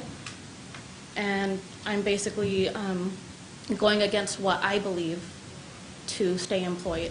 So to me, I feel like I'm being forced. I know we have a right or a choice. We have a choice not to get it. So yeah, they're giving us a choice, but what does that choice cost? Everything I built. And I have my 10-year-old daughter as well. She heard about the mandate. She knows I don't want to get the vaccine. And she's looking up to me. I just dropped her off at school this morning. Mommy, are you going to get it? Or are we going to lose our house? So we fought for the community with very short staff. We were scared ourselves, and we were heroes. So can you guys, we want to speak through you, so you guys, if you have a voice, be our voice. Thank you. Thank you. Thank you, Remy.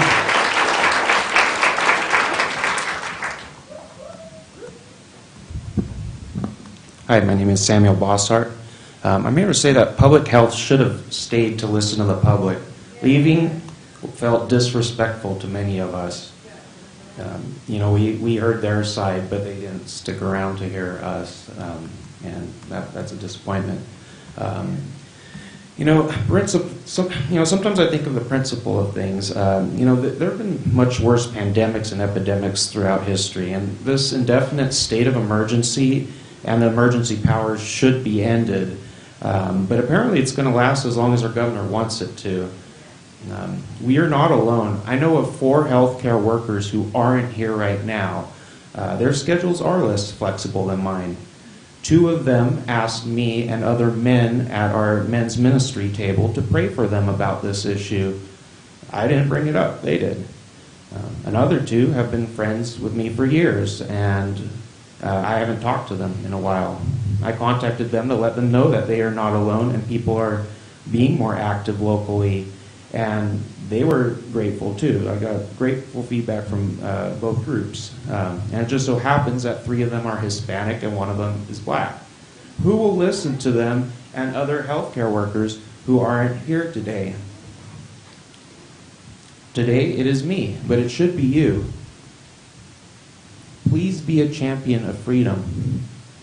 Please do more to push back against mandates by the state and large corporations.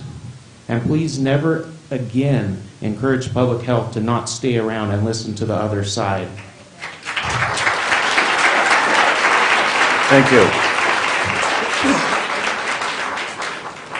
Anyone else who wants to speak? Line up, please. I have to apologize for my glasses, but they're prescription. I can't see without them. I don't have my friends. So thank you for listening to us.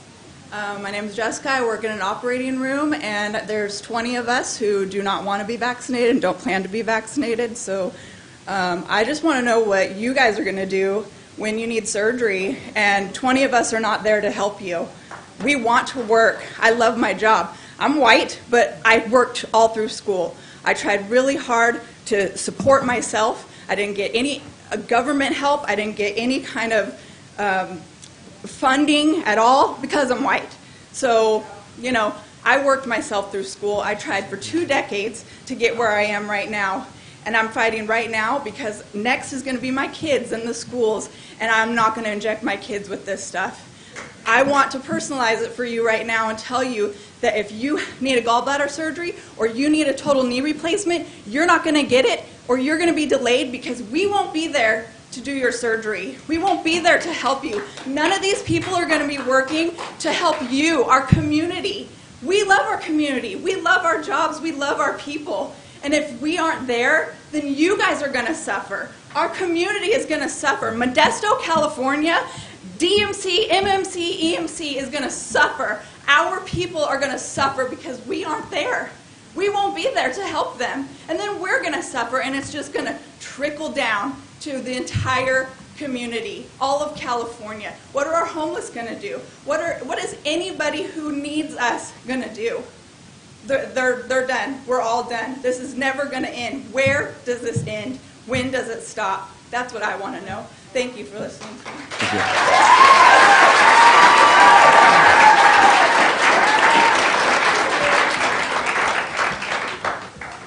Hi guys, my name is Alexis Oliveris. Sorry we've kept you here for so long. We appreciate you listening to us. I hate public speaking, but I'm going to be a little selfish and talk about myself. I'm 22 years old and I just got engaged. I just bought a house in March. My fiance works 2 jobs, and at one point he was working 6 days a week, 12 hours. I'm having to choose between putting this in my body or working to pay the mortgage for the beautiful home I just bought. I want to have babies. I want to be a nurse so bad. I'm in nursing school. I have a year left. I want to do it so bad. I want to care for people. But my ultimate dream has been to be a mom. That's what I want to do, second to nursing. And so now I'm having to choose between this career that I want to help support a future family that I also want, or what? What are my options? I don't really have any options at this point, and it's really scary. We did it right. We waited to get engaged until we had a house. We waited to get married until we had a house, and we're waiting to have babies until we're married so that we can do it right. And it's just being thrown in our face now because I don't have a choice. So please, I'm begging you guys to please do something for us. Anything. Just please fight for us. Thank you. Thanks, Alexis.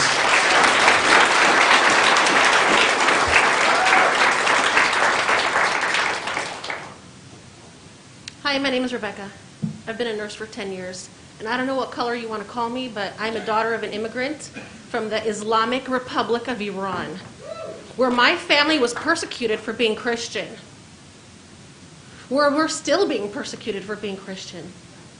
When my father came here legally, he never thought that I would be questioned or I would be forced to do anything. This was a free country. My father would tell me, go say thank you when you see a veteran. Because I didn't fight for your rights, but they did. And they welcomed him into this country. And he learned English, and he worked his butt off for 45 years until he died. When he was rejected for disability over and over, even though he was in a wheelchair, because that's how complicated we've made healthcare. When government comes into healthcare, they've messed everything up. I have yet to see any government agency run perfectly. People suffer when the government is taking over agencies, and especially in healthcare. I am a patient advocate first and foremost, and it is my job to throw every doctor under the bus when they give wrong information to my patient. That is what I am supposed to do. That's what I would do for your wives and for your children. My father, my mother have been misdiagnosed several times. When my mother's lab reports came back and said everything was possibly wrong with her, and the doctor said, the problem with your daughter, she's reading these results as a nurse. I am a doctor, you're fine. And it turned out she had leukemia. So maybe these doctors need to be re-educated on basics. So whoever she was that sat here and gave you false information, she needs to be held accountable.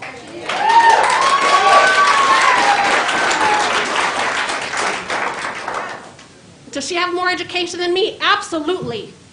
But I'm a patient advocate and she is a puppet. Shame on her. And it is up to you to fight for us now. And you go to that state governor and you ask him, if you want us to be vaccinated for our safety, where was your concern for our safety when you lifted our patient safety ratios? It is unsafe, the amount of patients we were caring for. You don't even know that, do you? Do you know what we were going through? Do you know? I don't think that you do. But it was unsafe, what we were told to do when we were handed rain ponchos as our PPE. Every day. 5 years ago, if anybody caught me putting on the same mask or coming out of the room with that mask on, I would have been fired. But now we're being told, reuse it. Keep it for the same patient. You're going from patient to patient to patient, and I'm having to touch it and put it back on my face. The same one that was just in the same room with the COVID patient. But I'm touching it again and putting it back on my face. And this is the thanks that I get. I'm being told, you signed up for this, you're a nurse. I signed up for science to be controlling this. And this is not science. We're being lied to. You're being lied to. Every time you sit there and that woman sits there lying to you, you're being lied to. Aren't you insulted? We're insulted. We're sitting out here outraged because we're insulted. What we know to be true, they're saying, it's all an illusion. It's not true. You're not seeing this. I have seen so many of my patients that have the most insane reactions to things. Suddenly people are having clots. Suddenly people are having seizures. 19-year-olds losing their vision. And nobody's connecting the dots here. And I've asked them, when did you get your vaccine? A month ago. When did you get yours? 2 months ago. And all of a sudden, healthy young people are having all these problems. And nobody is reporting it. And do you know that these pharmaceutical companies are not following up with anybody to say, what are your current symptoms? Are you sneezing? Are you coughing? Do you have diarrhea? These are basic questions that they need to be following up in a clinical trial. We know what clinical trials are, and nobody's following up with these people. The pharmaceutical companies are not having to pay people to be clinical trial participants. All of a sudden, they're making bank on this. That's not fair. And we're asking you to please stand up for us and do what is fair and what is legal. Now you know the truth, and it's up to you, because you've been lied to. Thank you. Thank you.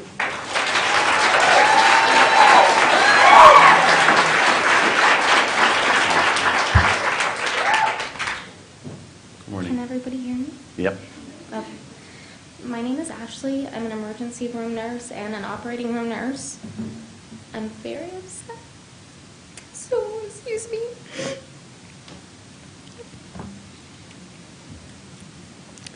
What this mandate tells me is that the government and my employer have rights to make medical decisions on my behalf, which is not okay. There are dangers with this vaccine, and you're asking me to care more about other people's health than my own. My own personal medical history is no one's business. It's not yours, and I don't feel safe getting the vaccine. I don't know your opinion on the mandate, but I can tell you that if you're for it, if this passes, at one point, there will come a time when you're asked to take something that in your gut you know is not right and you don't feel comfortable, whether it's safe or not. It doesn't matter what the research says to me, okay?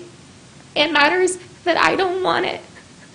And there will come a time when you're asked to take something and forced to lose your livelihood and support your family over something that you don't feel is right. And I can promise you that you won't like your freedom taken away to be able to choose. Give it time, because it's going to happen. Your rights are going to be taken away.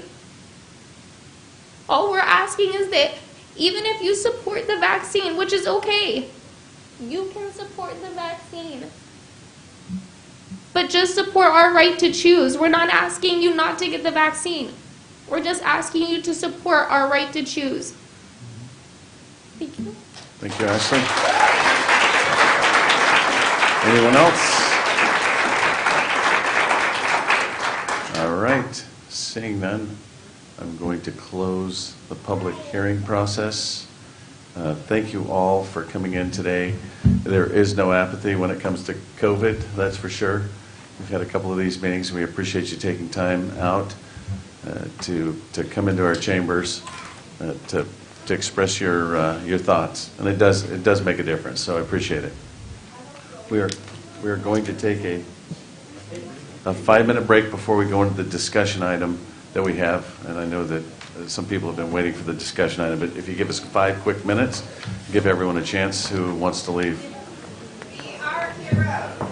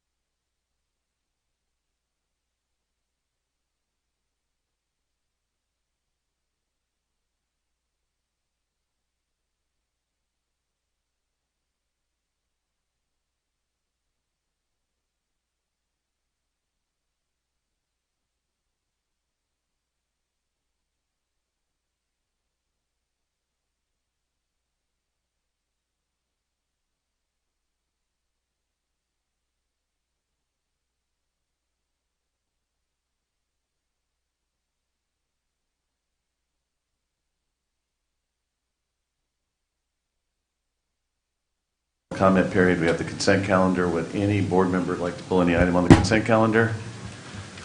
I was gonna. Okay. If you don't, I was gonna, you can just No, do I it. know. I'm just trying to see which Oh, one it was. I got it. Which one was it? It's the our audit. Where's the audit? There it is. B2. B2. Just for a quick comment. Okay, Can I just B2 make for comment. Yeah, go ahead. This is a piece of art that most people don't appreciate. This is our audit for the year, and it's like the Mona Lisa, okay? This is something, we got a nice report, we had a clean report, and Cashmere's probably not here, but anyway, very job well done. All the decisions we make up here, everything that we do is based on good numbers and what we get out of this report. And based on those good numbers, we're able to make these decisions and keep this county strong and healthy financially. So I just want to give kudos to our auditor and this report, and it was very well done, and we came out in great shape. So thank you very much. Okay, that's it from the accountant. Thank you very much. Any other comments? Anyone want to comment on any item? Okay, seeing none, I'll bring it back for action on the consent calendar. I will make a motion to approve all consent calendar items. Motion, do we have a second? Second. We have a second. All those in favor say aye. Aye. Opposed? Motion carries 4-0. And I forgot to say there was a 4/5 vote. And the next item, the discussion item, is the approval to negotiate and execute an agreement with the Stanislaus Community Foundation for consulting engagement in support of the Stanislaus County 2030 Economic Development Initiative. And I'm going to, before I turn it over to CEO Hayes, it does require a 4/5 vote, so it will require all four of us to vote for it to pass. I'm going to turn it over to CEO Hayes. Okay. Thank you very much, Chairman Chiesa and members of the board, and for any of our audience members who have stayed with us to hear this discussion. I'm going to go ahead and invite Marianne Cannon down, and we'll get our PowerPoint up and running here as well. And while that boots up, I'm going to go ahead and just share a couple of things. What brings us forward today is a lot of work. You heard a previous presentation a few months ago related to the county's expenditures of what we refer to as ARPA funds, generally the second round of federal stimulus funding. And within that context, the board did prioritize some categories for the use of those ARPA funds. One of those categories was job creation and economic development. So we took direction from the board to go work on a more finite program that would allow us to develop potentially some investment options for the county to make, but not just that, to consider supporting a broader economic initiative that has been underway in our community for some time. So I do want to recognize and appreciate that the Stanislaus Community Foundation, at least a couple of years ago, took on the work to do a deep dive of study of what is happening in our local economy, how are all of the different segments of our population participating in that economy, and what are some of the things that we could do to better position ourselves to be in a better place a decade from now, and essentially have more opportunity for all residents of Stanislaus County, more inclusion in this economy, and ultimately deliver good quality jobs in Stanislaus County. That is fundamentally the driving mission here. So that work was underway, and as part of that, I think what surfaced, Marion can speak to this during her presentation, but what surfaced were some real gaps in our investment infrastructure here in Stanislaus County, as well as the reality that we are at a competitive disadvantage as a community in relation to some other communities.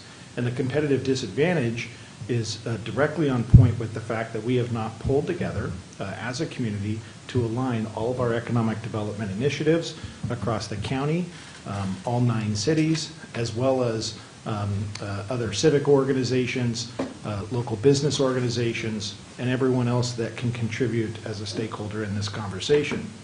So with that, we have agreed to support and get behind and try to help shape and push forward to success an effort to create a common vision of what our future economy would be here in Stanislaus County, what are the major components of that, and what it's going to take for us to get there. As I've tried to describe what I admit is a complicated process and journey that we may be on, I try to break it down in as simple terms as possible. we want to do a deep dive with the best consultants we can find to look at data and to take stock of where we are today. That's step number one. Who are we today? Where are we today? How is the economy performing for everyone? And then we want to work together with all stakeholders in our community to envision where do we want to be in the future.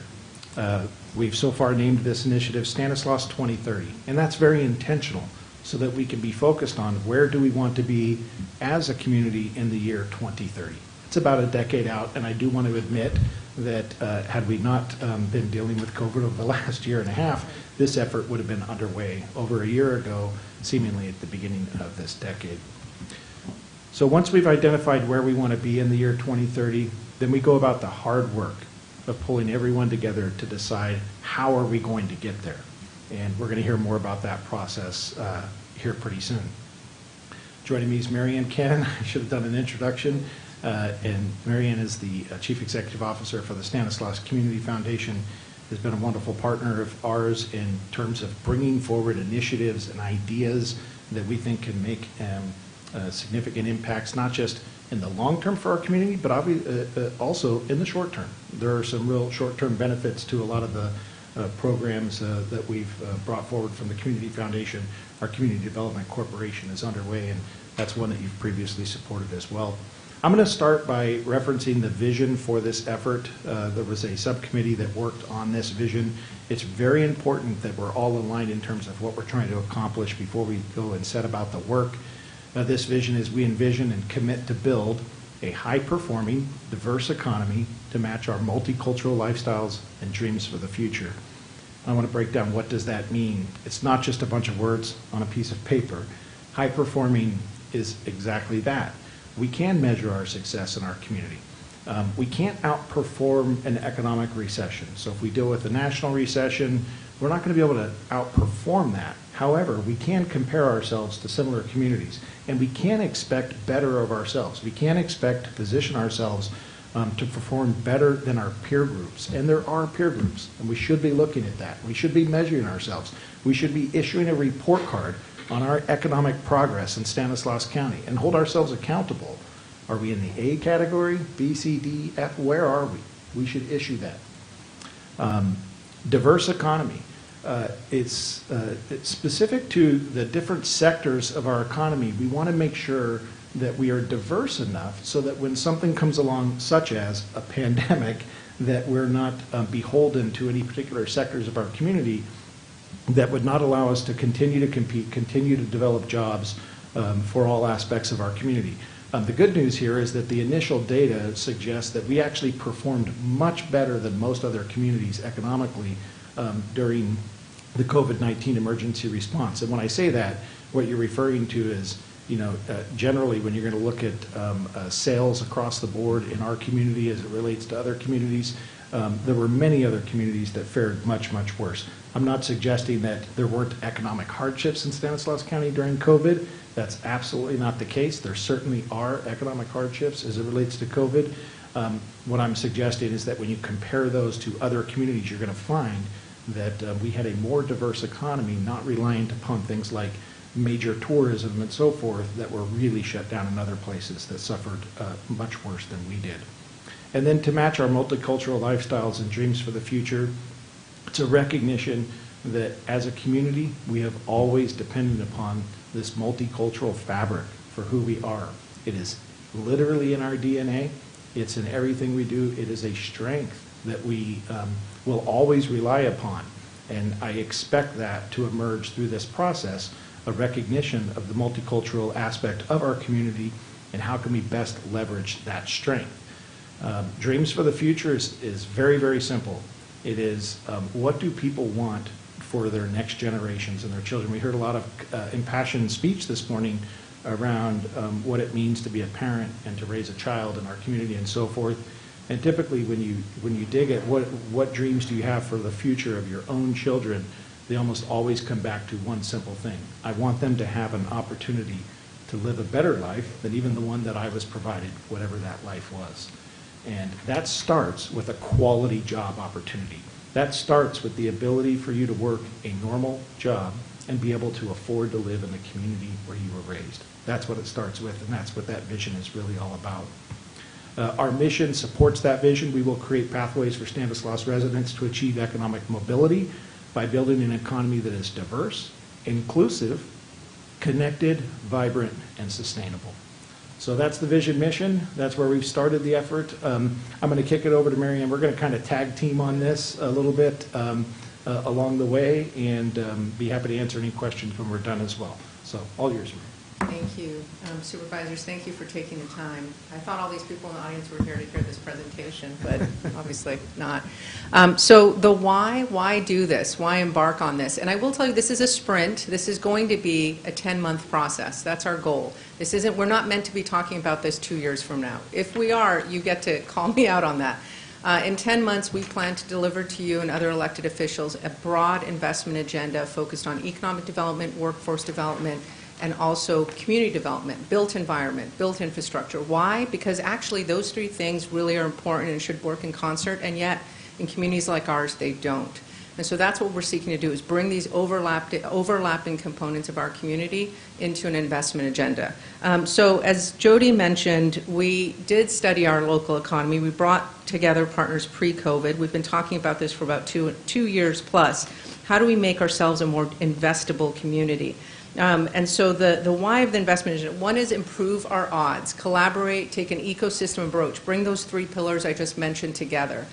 The other is, I really need glasses, I'm getting old, address gaps in our economic infrastructure. So one thing we realized when we studied the economy pre-COVID is we had a group of economists tell me point blank, Mary Ann, what you're describing is Stanislaus County is a disinvested community. And I took umbrage. I was like, what are you talking about? We're not a disinvested community. We have a vibrant ag economy. We have, jobs that are still going open that people haven't yet applied for.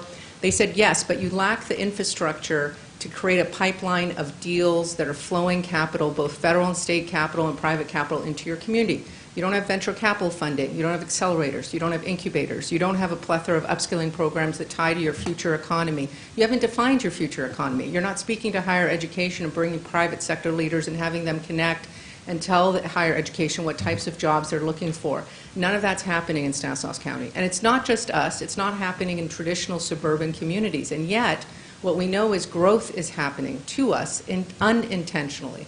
Growth is happening. People are moving into our community, and yet it's sort of happening to us. And so this is our opportunity. I really believe a window is opened with state and federal funding coming our way, and not just government funding. We want to be attractive for private funding as well.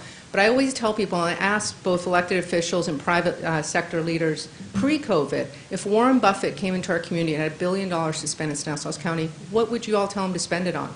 And everyone kind of looked at me and went, I don't know. And so I think this is our opportunity to define and put our catcher's mitt up in the air and really come up with those answers. So that's that clarity.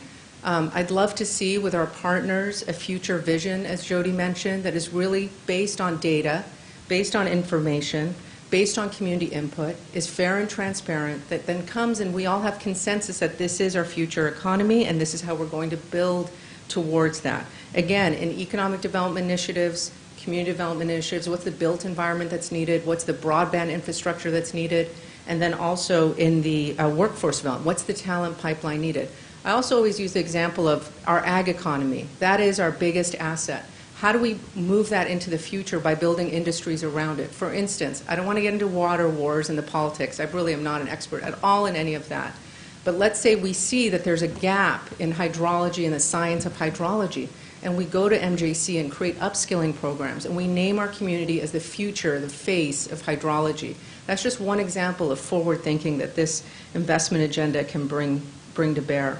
As Jody mentioned, other states are using planning rooted in data and market analysis as a competitive strength. Fresno to the south of us, Kern even further south, has undertaken this process in the last 2 years. Fresno's investment agenda totals $4 billion. And they're out there pounding I can tell you they're in Sacramento every day, really looking for the funding to make all of their initiatives come to life. Again, this is an opportunity for public, private, and philanthropic investments to be brought into our community. And this is about community engagement and consensus. You just heard from the community. There's a lot of passion in this community about their future, about our collective future. This is an opportunity to bring them in and ask them what they would like to see in terms of our economy.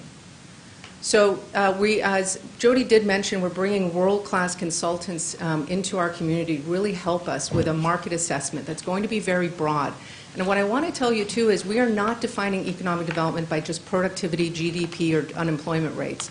We are really looking at three broad factors, and we're going to have the data, again, to back it up. One is economic growth. Yes, more jobs created, but what is the quality of the jobs? 64% of those that are at the federal poverty line in Stanislaus County work full-time. Those are the people relying on public assistance to make ends meet, and yet they're working full-time, oftentimes two working parents in the home. And so what does job growth look like? And also tradable sectors. We know that tradable sectors, sectors that produce a product that's exported outside of our community that's of quality. So I'll use almonds, for example, or milk, or what have you. Those are the tradable sectors. Every job in a tradable sector produces 7 other jobs. Produces retail jobs, hospitality jobs, community foundation jobs, government jobs. So how do we really diversify our traded sector and, again, build off of our ag economy well into the future? And also, how do we increase prosperity for more working adults in our community?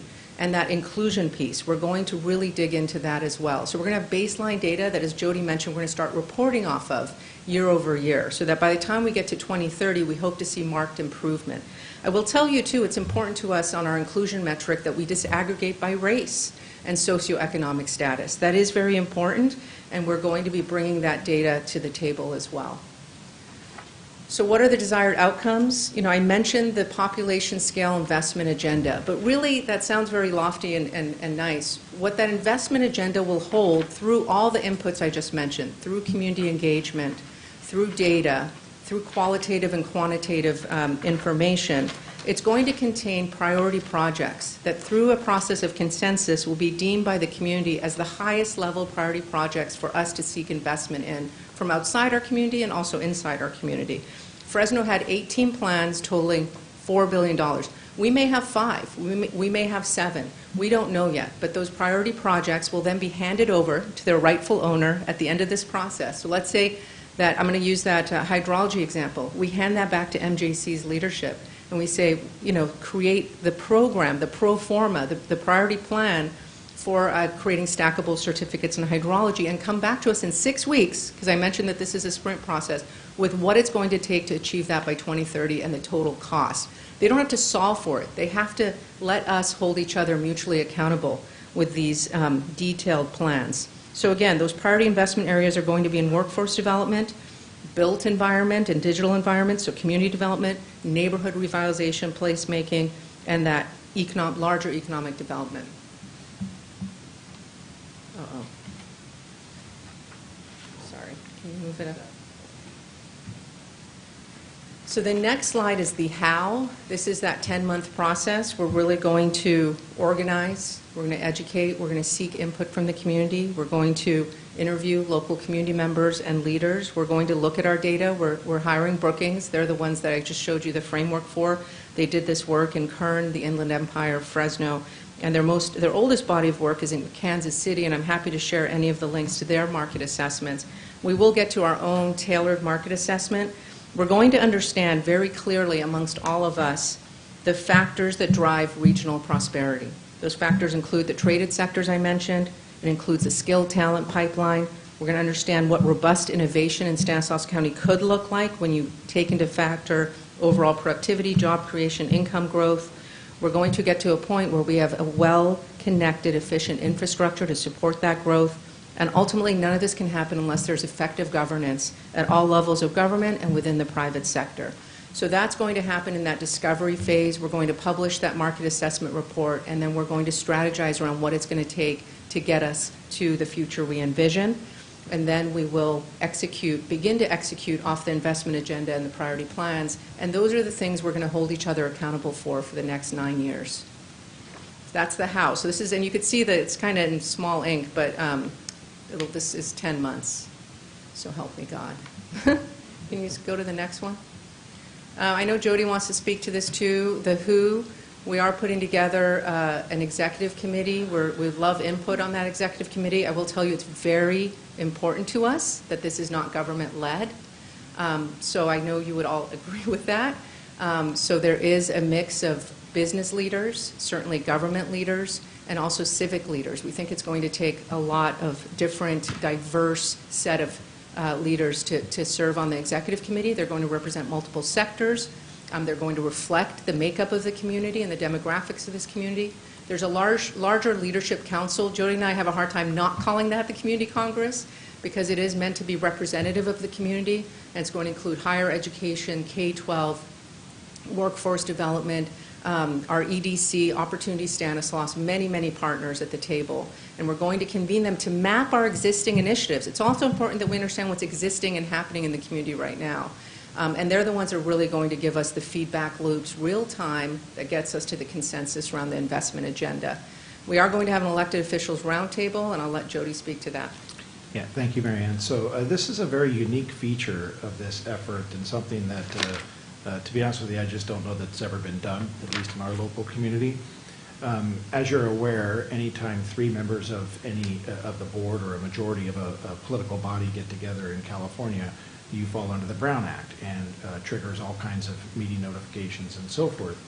And I thought what's really important to us is that we have strong participation and opportunity to participate from not just the county board, but also all of our local cities, any of our state representatives, federal representative that's interested, as well as other government agencies such as our municipal advisory councils, or even like the Yosemite Community College District. So we're working with council, and I appreciate Tom's support in trying to develop a very unique opportunity where we put together what we're referring to as an elected officials roundtable, where on a voluntary basis, any of those folks in the categories that I was just mentioning, and there may be some others that I'm missing, but basically our local government leaders have the opportunity to come to the table and to work on this initiative through a series of roundtable meetings that will connect back to the broader leadership council and the executive committee. We just want to ensure that no one that is elected in our community to represent the residents of Stanislaus County does not have a seat to come in and participate in this process. So we're excited for that. It's going to be interesting. We will run them as public meetings, just to be clear. We definitely will adhere to the Brown Act, run these as public meetings, and they'll be a little bit different than what you've been used to seeing. But I'm also very excited to see what happens when you put all those different levels of government in the same room working on behalf of this community and some of the exciting work that'll be done when we blend everybody together like that. So it's one of the unique features of this, and I'm hoping that it's a success story that maybe we can then use for other types of larger initiatives in our community in the future. Thanks, Jody. And I just want to mention the backbone team is the County Chief Executive Office and the Community Foundation staff. We have been very careful and very diligent in hiring the consultants that have done this type of work in other communities, along with consultants that are local. It's very important for us to hire some local support. So you'll be seeing some familiar faces in this initiative as consultants, but also Brookings and Merritt Gutman, who has done this work in many other communities, is going to be the lead consultant on the data and research analysis side, and he's the one preparing our market assessment for this initiative. I will tell you, too, the Community Foundation's raised $175,000 from the private sector, and we're continuing to raise money among local business. But the funding that the staff is asking you for today, none of that pays for Community Foundation staff time or any other support. This is very much a blended budget that's meant to support the entire initiative to ensure that we have world-class expertise as consultants, and also that we're doing a good job with community input and community engagement. We're giving people a chance to weigh in on the future of our economy. That's very important to us. These are some of our, if you could move the slide, please, our early partners that have come to the table. In addition to Stanislaus County and the Community Foundation, we've received donations from Oak Valley Community Bank, Beard Industrial, the Porges family, and Opportunity Stanislaus is a partner at the table, too. So that's where we're at, and I'll turn it back over to Jody for the staff recommendation. Happy to take any questions, too. Thank you very much, Marianne. So we're hoping that this slide, about 3 months from now, has a lot smaller little logos, because there's a lot of folks on that slide. But we felt it was important to start here with the process in this presentation. Obviously, I'm going to read off our recommendations that are really important for us to move the initiative forward. But I do want you to know over the next 2 months, Marianne and I will be going out to all of the local cities in our community and providing this information and requesting not just potentially some funding support for the program, but the real request is their participation, their support for their staff to participate, as well as any elected officials who want to jump into the process as well going forward. So we're hoping that we add some city logos to that slide here in the next couple of months, and I invite you as individual board members, if you'd like to tag along with us in any of those meetings, we're going to make sure that they're available to you to participate as well. And then I do want to just recognize we usually have a slide, and I just neglected to do it today. So we have 2 staff recommendations for your consideration. The first is to authorize the Chief Executive Officer or designee to negotiate and execute an agreement with the Stanislaus Community Foundation for no more than $450,000 for a consulting engagement in support of the Stanislaus 2030 Economic Development Initiative, and to authorize the Auditor Controller to increase revenue and appropriations as included in the attached budget journal. We do have a scope of work and project plan attached to this agenda item that will provide to you the basic framework that we'll be working off of to form that final agreement with the Community Foundation.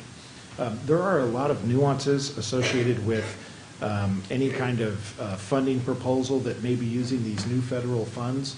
So in consultation with the rest of our leadership team and county council, we determined that it was best for us to take a little more time to make sure that we've included all of the provisions that would be necessary in this kind of a unique contract. So that'll be forthcoming.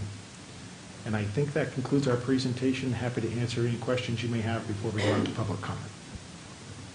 I just want to say excellent presentation, Marianne. Very excited about this, very excited about the direction. I've already discussed this with staff and with CEO Hayes. I do just want to have a quick comment that, diversity, we want that. We want more diverse groups involved, but the diversity also includes geography. We want to make sure that our outlier communities, and especially the west side, which I represent, Newman and Patterson, Crows Landing, Wesley, Grayson, they also have a voice on the leadership committee and on the executive committee. And I know Mr. Hayes supports that fully, but I just wanted to make that comment. I appreciate everything that's going on, and I'm looking forward to this. Thank you. Other comments? Just real quick, Jody, just a quick, sorry, Buck, will you? No, go ahead. Okay. Just the backbone team, I know it's going to be the Community Foundation, but then it's going to be our staff too. Is that included in the 450? Where's that funding for? What staff, I guess, is what I'm looking for. Where's that? Right. Our backbone team is actually representative of myself and a couple of members of our senior leadership team, as well as some of our management consultant team. It is not indicated in that budget. It's just, it's baked in as in terms of an in-kind contribution of our effort. Okay. Okay, perfect. That's it for now. Thank you. Marianne, thank you. Jody, thank you for the presentation. Just how has the reception been with our 9 cities? Does it look like they want to participate? And I don't want to put words in your mouth and then go forward with it or back out. How is their reception of this plan? Okay, so very fair question, but not much of an answer for you because we're literally, this is our first stop. I've done an initial presentation, along with Marion, actually, we both did, to the local city managers, but we couldn't catch them all in one meeting. So, I want to be transparent and tell you we haven't gotten to all the city managers yet. I have had some individual discussion with at least a couple of them. We're going to start there. That's where the process usually starts with the city, is at the staff level. And then prior to us getting on the agenda for each one of these cities, we'll make sure that we're aligned with the staff level, and then we'll get on the agenda. When we do get on the city agendas, it'll just be for presentation. It won't be an action item. It'll be just like earlier today when we had the Family Justice Center come in and share what they're doing. We'll be doing the same thing with those local cities, and then we'll be available for any questions.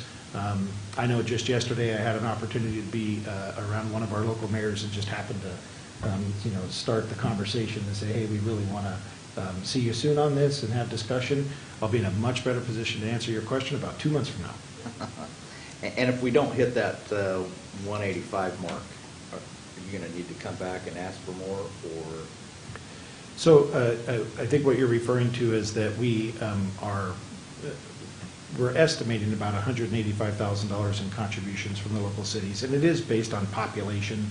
So the smaller cities, it's a very, very modest contribution. Obviously, the bigger cities would fund more of that. We're confident we're going to get at least close to that. I will tell you that just in my initial conversations with cities. However, if for some reason we do not, we're going to have two options at that point. One is to shrink the budget and to actually modify the work that's being done. Or number two, do more fundraising. I know Marion's already raised about $175,000 for this effort from private sources and has the opportunity to go back out again. But bigger than that, to be honest with you, I think, this effort really does need the active participation of our local cities. So I think we're just going to keep working at it until we make sure we hit that mark. And if there's something about the process or their participation that they want to weigh in on, I think we need to be real good listeners there. Thank you. You're welcome. Okay, thank you. So I'm going to go out to public comment really quick and let Mr. Donoso have a speaker card. And Marvin left. Yeah. Okay, good. Thank you, Mr. Chairman. The question is, before you, is 20 years ago, the Mexican-American are better in regard to economic, jobs, education? I don't think so. We're almost the same 20 years ago. Mr. Chairman,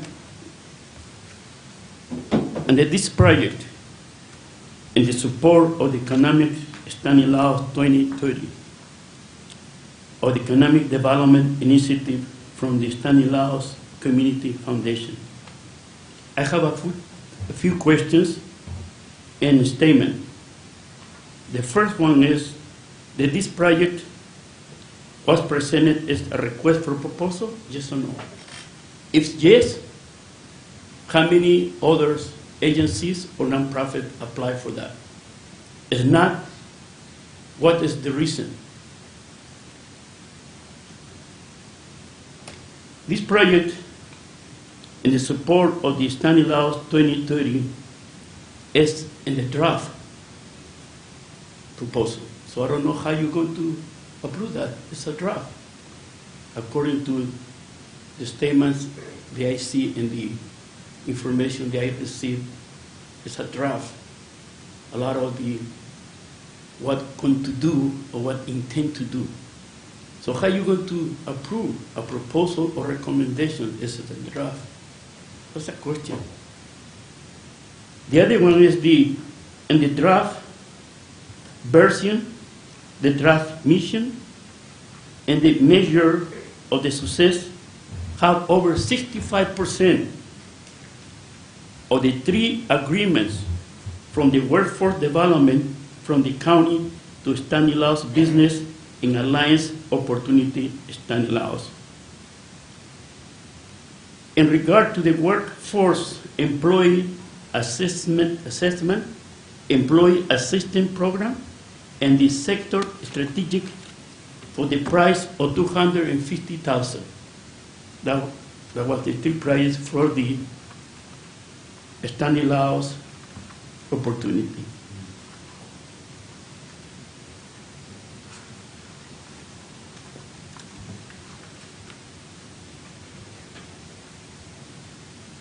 These funds come from the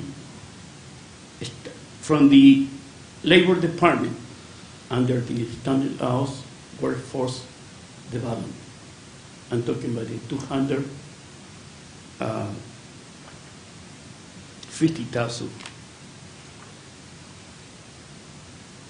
for the fiscal year 7/1/21 to 6/30/24.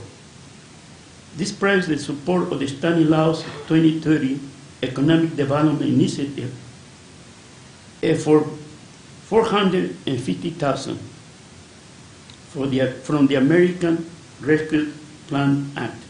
of the COVID-19. It's a federal funds for the fiscal year 21 to 24. The difference, Mr. Chairman and members of the board, that these 4 projects do not have mentioned the economic impact of the 2020 from the COVID-19, especially for the Mexican and Mexican-American community. Not of the 3 presentations, never mentioned that. And I intend to mention that. And maybe because it's a draft, and maybe later going to do it. But I doubt it. I have a big question.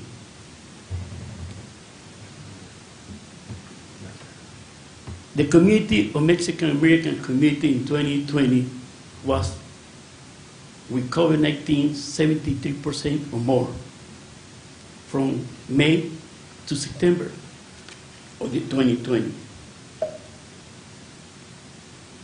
The impact of the workforce, businesses, sickness, mental health, and death from the Mexican-American community was big.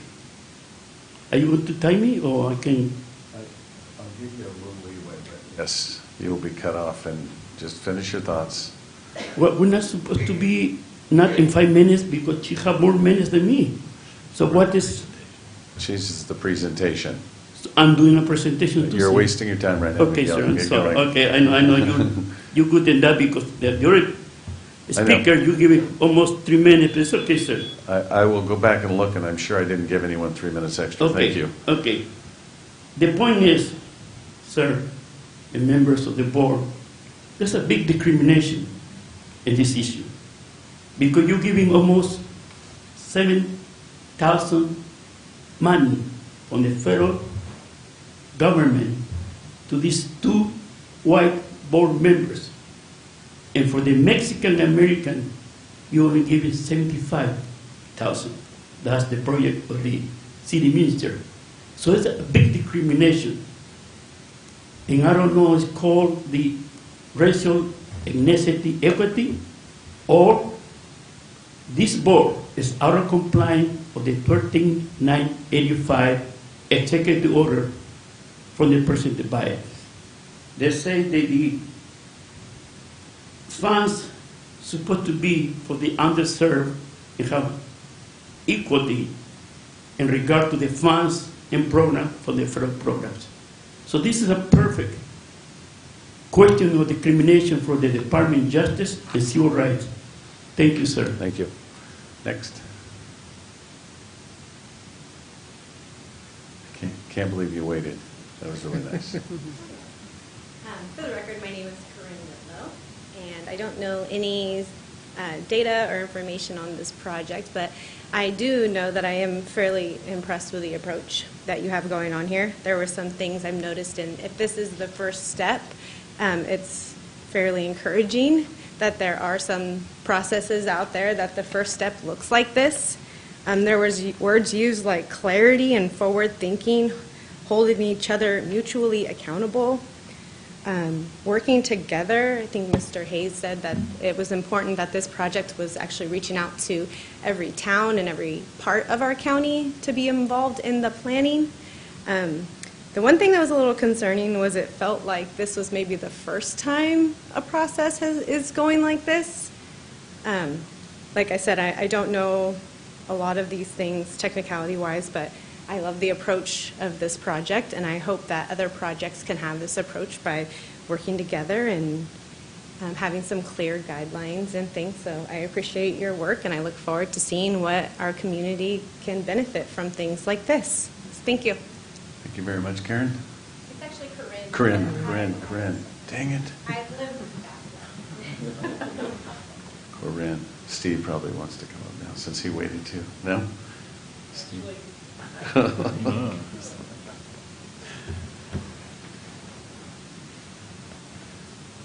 was nice, he's sticking around. I mean, it's always good for people not just to come during public comment, to see what actually the board is operating on and what we do. Okay. So, appreciate it. Thank you, Mr. Chairman. The only thing I'll basically say is when I see that in part of the presentation, there's going to be a leadership council and then executive committees formed. But I wonder, these individuals that are going to serve on these committees, where are they going to be drawn from? And is there an opportunity for us, regular old copier technicians, to participate? Now, granted, we may not have a long list of, big degrees or financial information, but I think there's a bunch of people in this community who could probably offer a little bit of insight if brought into the process. Too often we hear about these wonderful initiatives, and then it's, boy, I wish I'd had a chance to get involved with it, but because I may not, quote, know somebody, unquote, we kind of get left out in the open. So is there going to be more of an open recruitment as part of this to maybe solicit some other people to be involved and help grow this community? Because I want to see this community grow, because if we have a community where if you have a median level job and you can't afford to buy the median level house in this county, we got a problem. And that's not going to be good for the long-term growth of the community. Mr. Chairman, members, thank you very much for your time. Thank you very much. Anyone else? All right. We're bringing back the board. I'm going to ask two questions. So let's go back specifically to the opportunity, because I heard Supervisor Condit speak to, up there would be great, the opportunity for people to get involved in those different categories. We heard about the elected officials, but how you're going to draw from the community. Yeah, that's a great question. So we are planning to have town hall meetings geographically dispersed. We do plan to have the leadership council and the executive team be geographically representative of the community. That is super critical to us. And also representative of our racial demographics, our geographic demographics, and also our sectors, so all of the above. But we are planning to do qualitative and quantitative data around this, so some of that will be community town hall meetings where we're mapping. Some of it we have built in, and this is what may not get in the budget, is public opinion polling. Again, that's sort of a question mark right now, but there's multiple ways for the community to have input.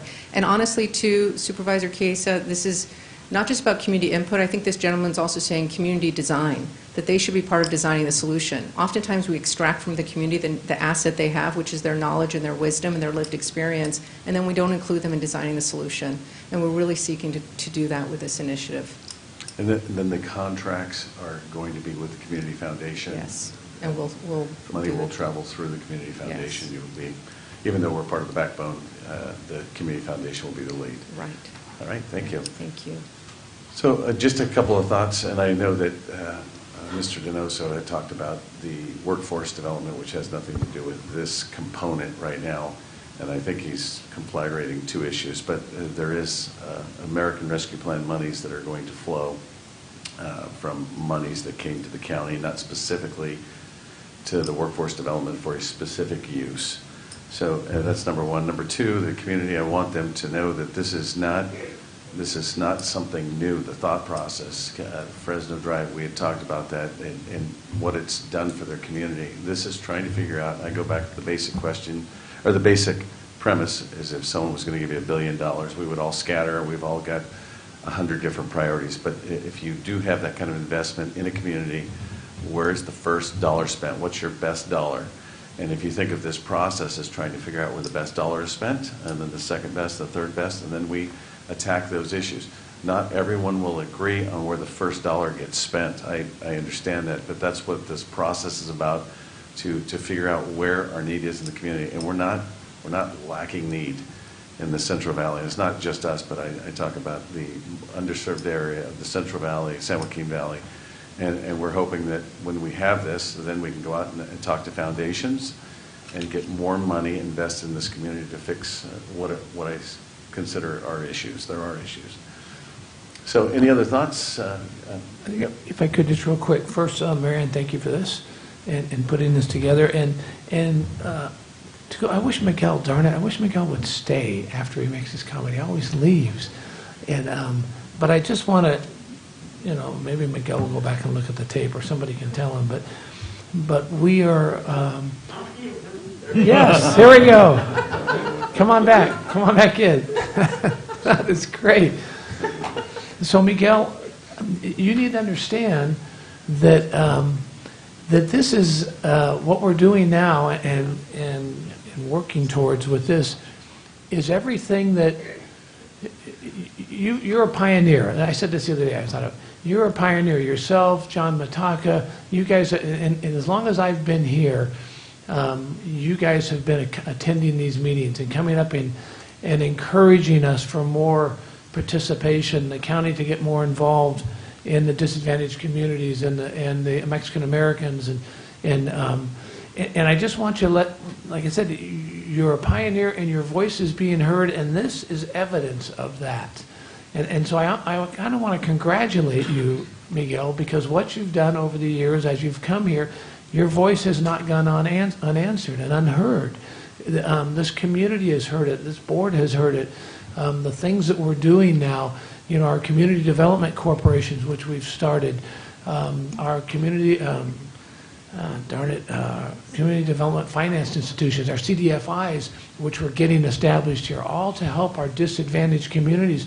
So I always feel bad when you come up and speak, and then you walk out, and I go, and I think, darn it, I wish we could show and tell and let Miguel know, and really thank you. What I'm saying here, the whole purpose of this first part of my little talk here is to thank you for all that you've done and to let you know that you are moving the needle, that things are happening in this community, and your voice is being heard. So I don't expect you to have to respond to that. But I want to respond, Mr. Chairman.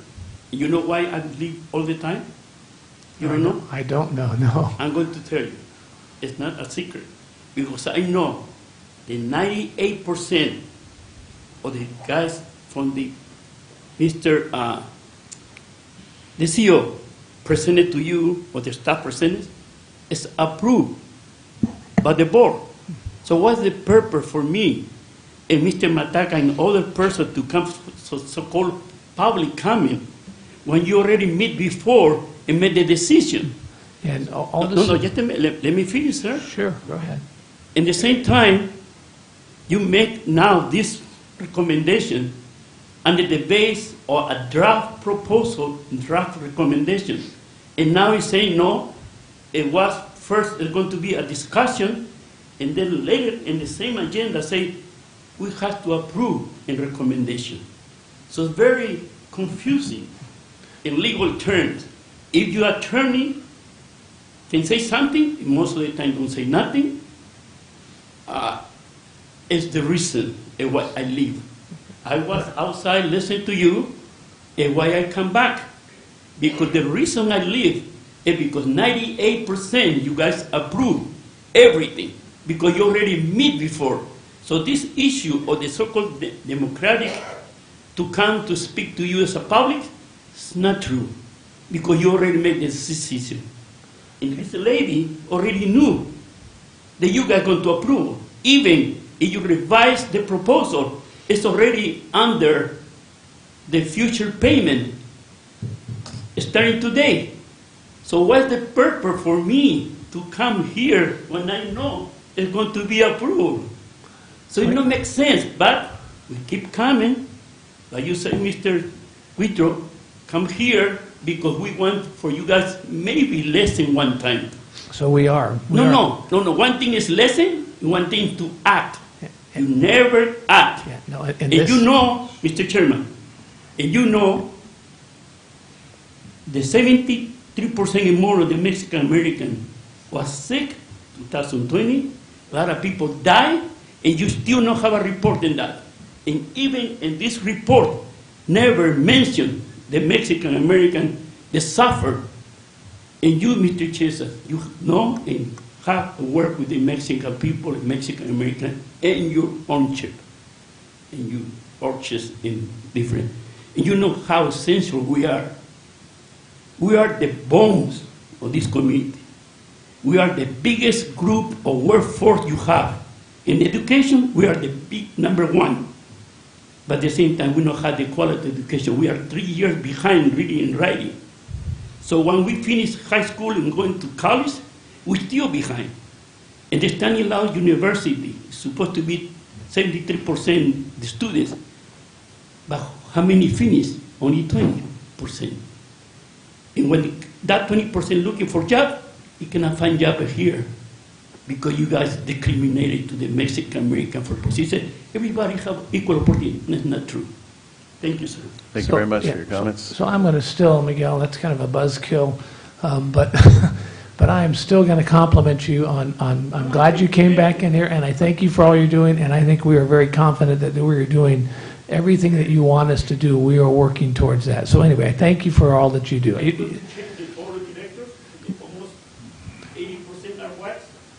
Thank you. Okay. Thanks, Any thanks, other Miguel. comments Thank from you the for board? coming back. I'm glad you came back. Okay, so if I could just really quick, then move forward with this, to respond to Corinne. I look at this as not something just new that we're working on. I go back to Focus on Prevention, which we started 5 years ago, at least 5 years ago, 6 years ago, and we had 5 result areas as we brought the community together on that. One of the result areas was the economy. And so this is, it got delayed for us to get to this because of the COVID, but this is, as Jody even mentioned, this is, I look at it as the next step, as an arm of Focus on Prevention to move forward.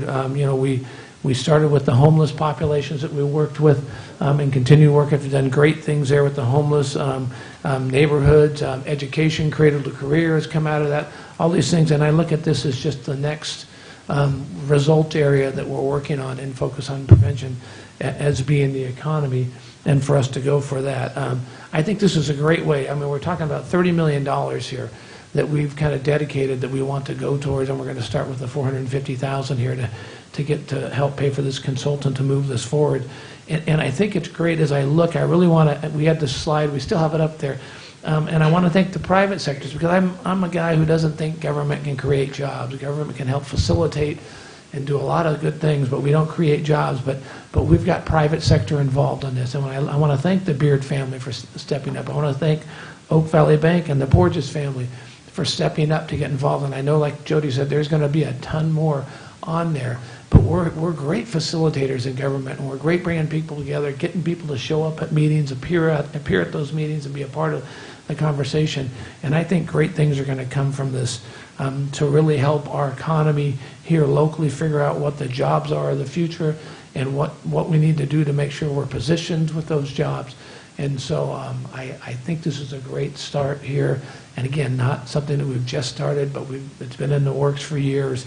And the opportunity is right now. So thank you, Marianne, for doing this. I thank staff for putting this together, and I will support this. Okay, so the staff recommendations are to authorize the Chief Executive Officer or his designee to negotiate and execute an agreement with the Stanislaus Community Foundation for no more than $450,000 for consulting engagement in support of the Stanislaus 2030 Economic Development Initiative. And staff recommendation number 2 is to authorize the Auditor Controller to increase revenue and appropriations as included in the attached budget journal, and that's why it requires a 4/5 vote. So there are only 4 of us up here, so it requires all of us to vote yay, or the motion does not pass. So with that, is there a, does someone want to make a motion? I move to approve both staff recommendations. Okay, we have a motion. I second. And a second. All those in favor say aye. Aye. Aye. Opposed? Motion carries 4-0. Thank you very much. Thank you very much. Thank you very much. Okay, we'll move on to correspondence. This board has received a letter from the Clerk Recorder and Registrar of Voters inviting a member of the Board of Supervisors to be a participant on the Election Observer Panel for the City of Ceres special election on Tuesday, August 31st, 2021. Okay, so we have to choose someone, and that's a Tuesday.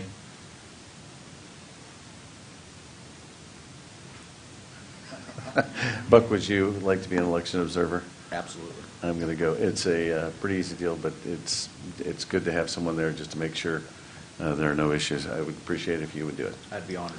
Okay, everyone's okay with that? Great, thanks, Buck. Thanks, Buck. On to number 2.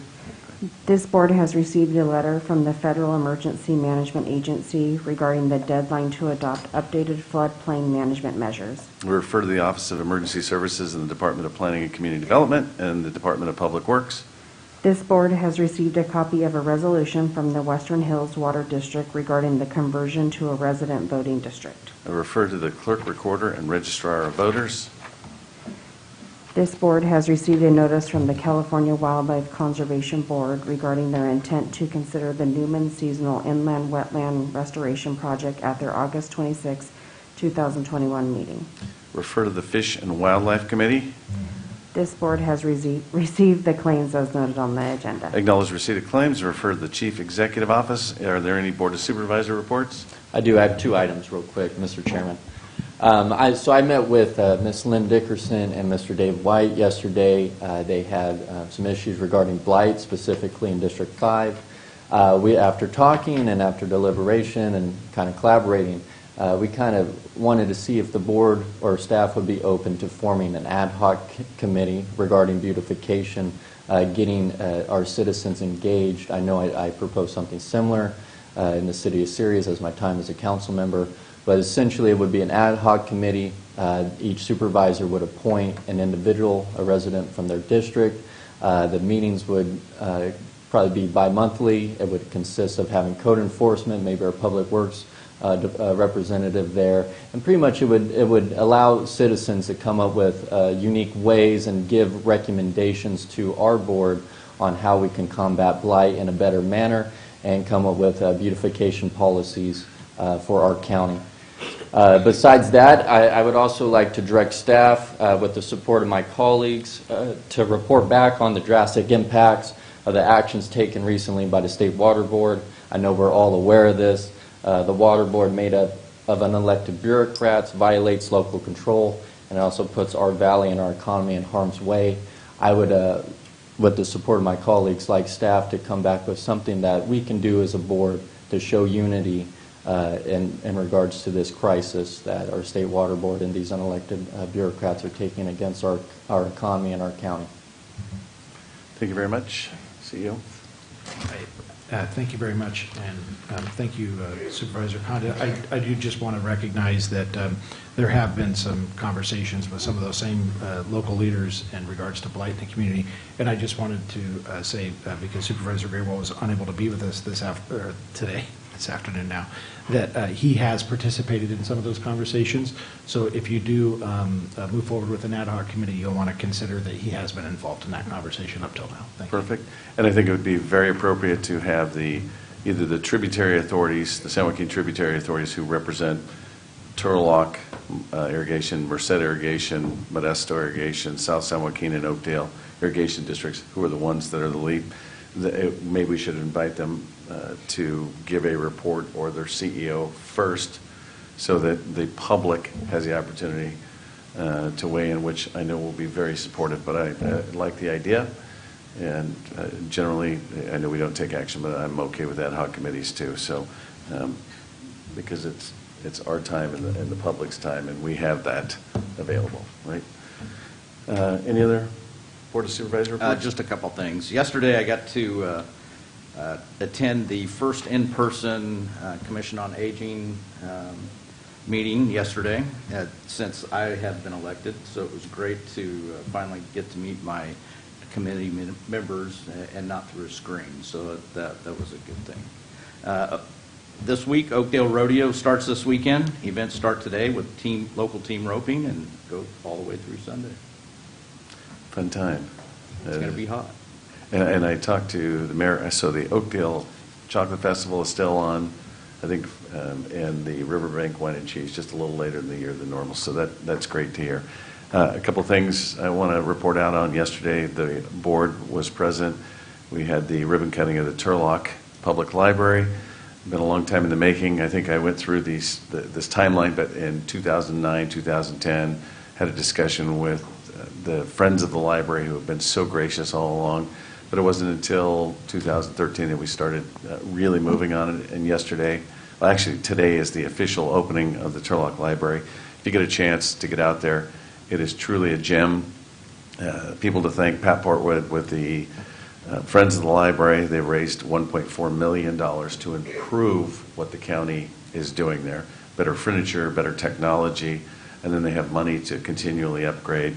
Patty Hill Thomas, who's been our capital projects leader, I know she's quasi-retired and getting her first vacation in quite some time for completing the project.